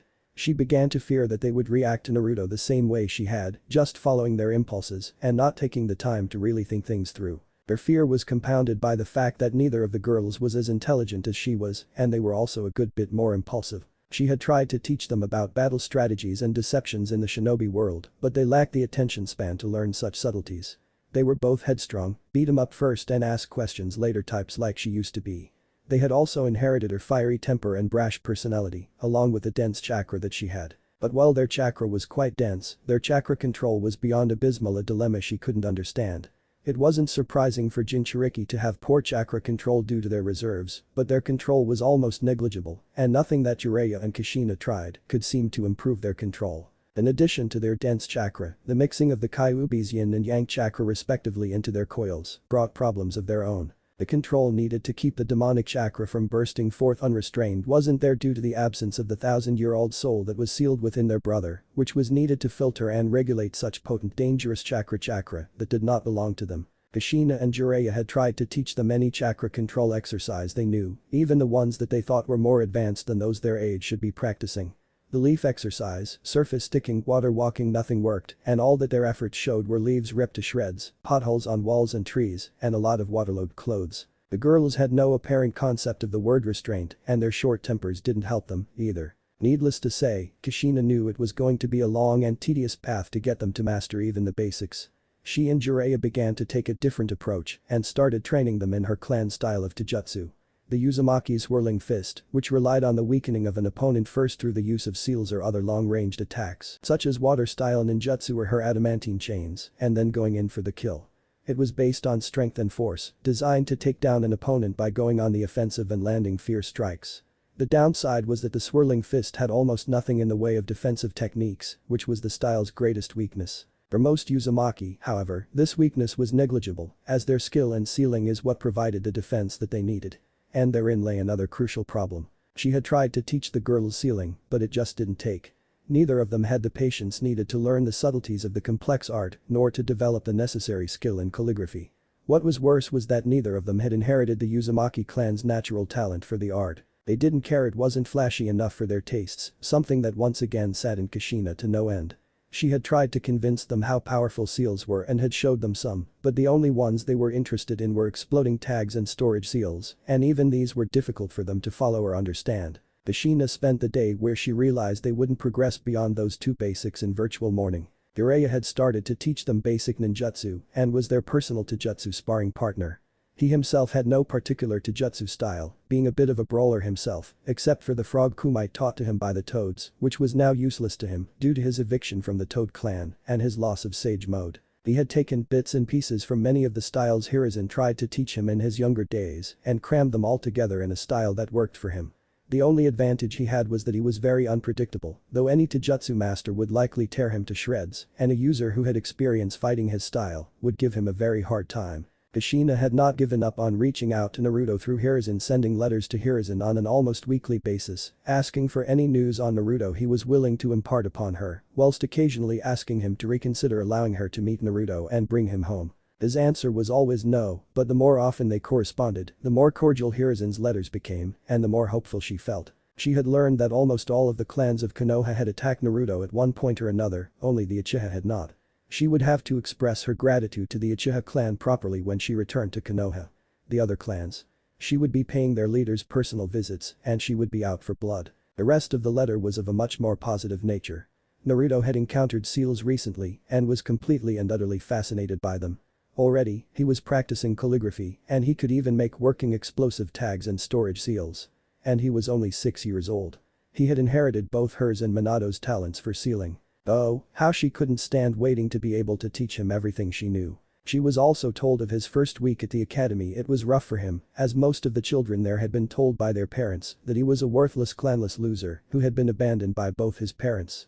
This made her very, very angry, and she resolved to pay a few parents of Naruto's classmates several personal visits once she was back in Konoha. She was sure that she could get a list of Naruto's old classmates after he graduated. And if any of those parents were the same clan's folk that she would be visiting already, then they wouldn't escape her with their lives. She however was glad when she learned of the friends he made. It made sure that he wouldn't be alone and had several people standing up for him. Flashback end. As Kushina was preparing for summoning the slug that would take them to Konoha, she began to reflect on how the girls had progressed in their training over the years.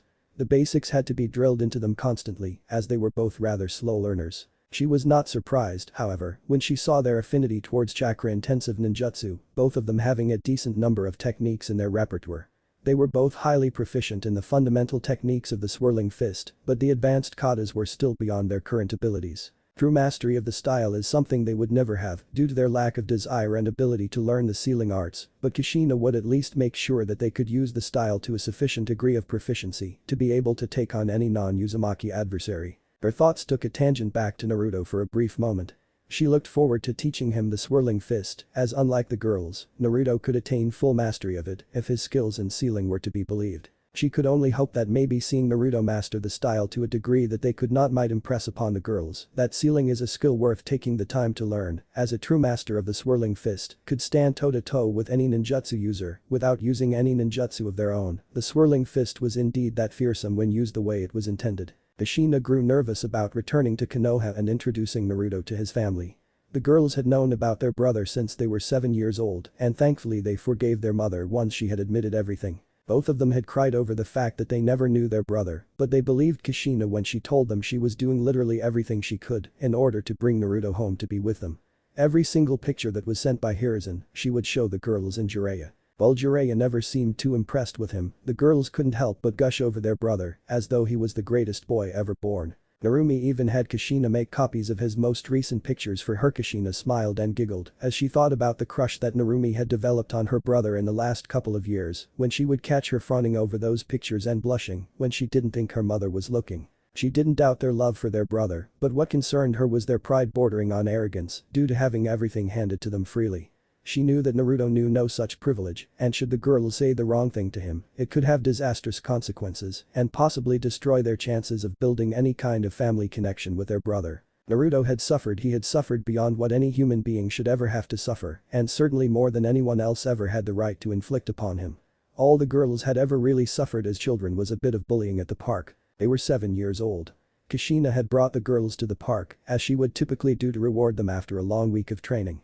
After she left their sight for a little while, some older children of relatives of the daimyo had cornered them in a secluded part of the park, backing them up against the trees, as all of them laughed at their terrified expressions. They started to belittle them, saying they weren't princesses and that their hair made them look like tomatoes. One of them started pulling on Narumi's hair, causing her to cry out and whimper in fear and pain. Mito stood up for her, but was trembling in fear, unable to get them to stop. When their mother came for them, all the boys ran off. Kushina held her girls to her as they cried into her chest. Suddenly Narumi lamented that other than her and Mito, she had no one to protect her if they weren't there, causing her to cry harder. But then Kushina told them that they had their brother to rely on back in the village and that he was really strong. Narumi had stopped crying and smiled as she imagined her big brother saving her and gently leading her back home. Mito wasn't sure if her brother would ever risk his life for them and promised herself that she would get stronger to protect herself and Narumi if something like that ever happened. She too wished that her brother would save her, but wanted to be strong enough not to rely on anyone, and Narumi promised Kushina that she would get stronger for protecting herself and show her brother that she too was strong. Mito's strength and skill were higher than Narumi's, and they were the strongest in the capital their age, which again had caused Mito to become quite arrogant, and Narumi only less so, though she still retained her bubbly personality unlike Mito, who thought herself above everyone. Kushina could only hope that the girls would learn humility soon enough and that it wouldn't have to be a painful lesson as it was often wont to be. She let her thoughts drift off as she laid down to sleep. Tomorrow would be a big day and she couldn't see any ending that wouldn't be difficult or painful, so they would all need all the energy they could get. They had were no inside the slug which was moving at high speeds. Jiraiya going on ahead to report in and prepare Hiruzen for their arrival. When they were a few miles out, Kushina and the girls stepped out from the slug and took to the road, moving at a more casual pace. "So, Ka-chan," Narumi asked with a blush on her face, "what do you think Naruto Nai-chan will be like? Do you think he'll like me?" Kushina giggled at Narumi's implied question, though she answered it fairly, "Narumi-chan, I think Naru-chan is going to love a bubbly and pretty little sister like you." "You too, Mito-chan." Her face and voice became somber as she continued, "It's how he'll react to me that I'm worried about." Mito tried to encourage her mother with a determined grin, "Don't worry, Ka-chan. Naruto Nai's bound to forgive you with how much you love him now. And if he doesn't, then I'll beat him black and blue until he does." Kushina suddenly turned on Mito in anger, her hair rising and flailing like 9 tails of fury. "You'll do no such thing, do you understand me?" Both Mito and Narumi were quite taken aback at this. Rarely had their mother been angry with them and never had it been to this degree. Kushina explained herself, "Girls, listen to me. Naruto has been through a lot in his life. He has suffered things that the two of you couldn't even begin to understand, and he has suffered them all his life. He hasn't been treated well by the village at all, which is actually why I've been fighting so hard to bring him home over the years. I don't expect him to welcome us warmly at all. In fact, I'm preparing myself for the worst, and if he does end up blowing up or even attacking me, I will not retaliate or respond in a negative manner. And neither will the two of you, understand me though, don't you even joke about something like that ever again. Both of the girls just looked back and forth between their mother and each other, not knowing what to say. The rest of their trip was made in silence, the mood somber and oppressive. Kushina's fears as they approached Konoha's gates only became more pronounced, even to the point where the girls seemed to catch them as well, lumps rising in both of their throats, as they became nervous about what might happen upon meeting their brother in a couple of hours. What if Kushina tries to get Naruto back? Naruto x Samui. Thanks for watching my video till the end. If you enjoy this content, then do consider subscribing to my channel and leave a like if you guys need the next part, comment down, and thanks for watching the video and see you guys in the next video.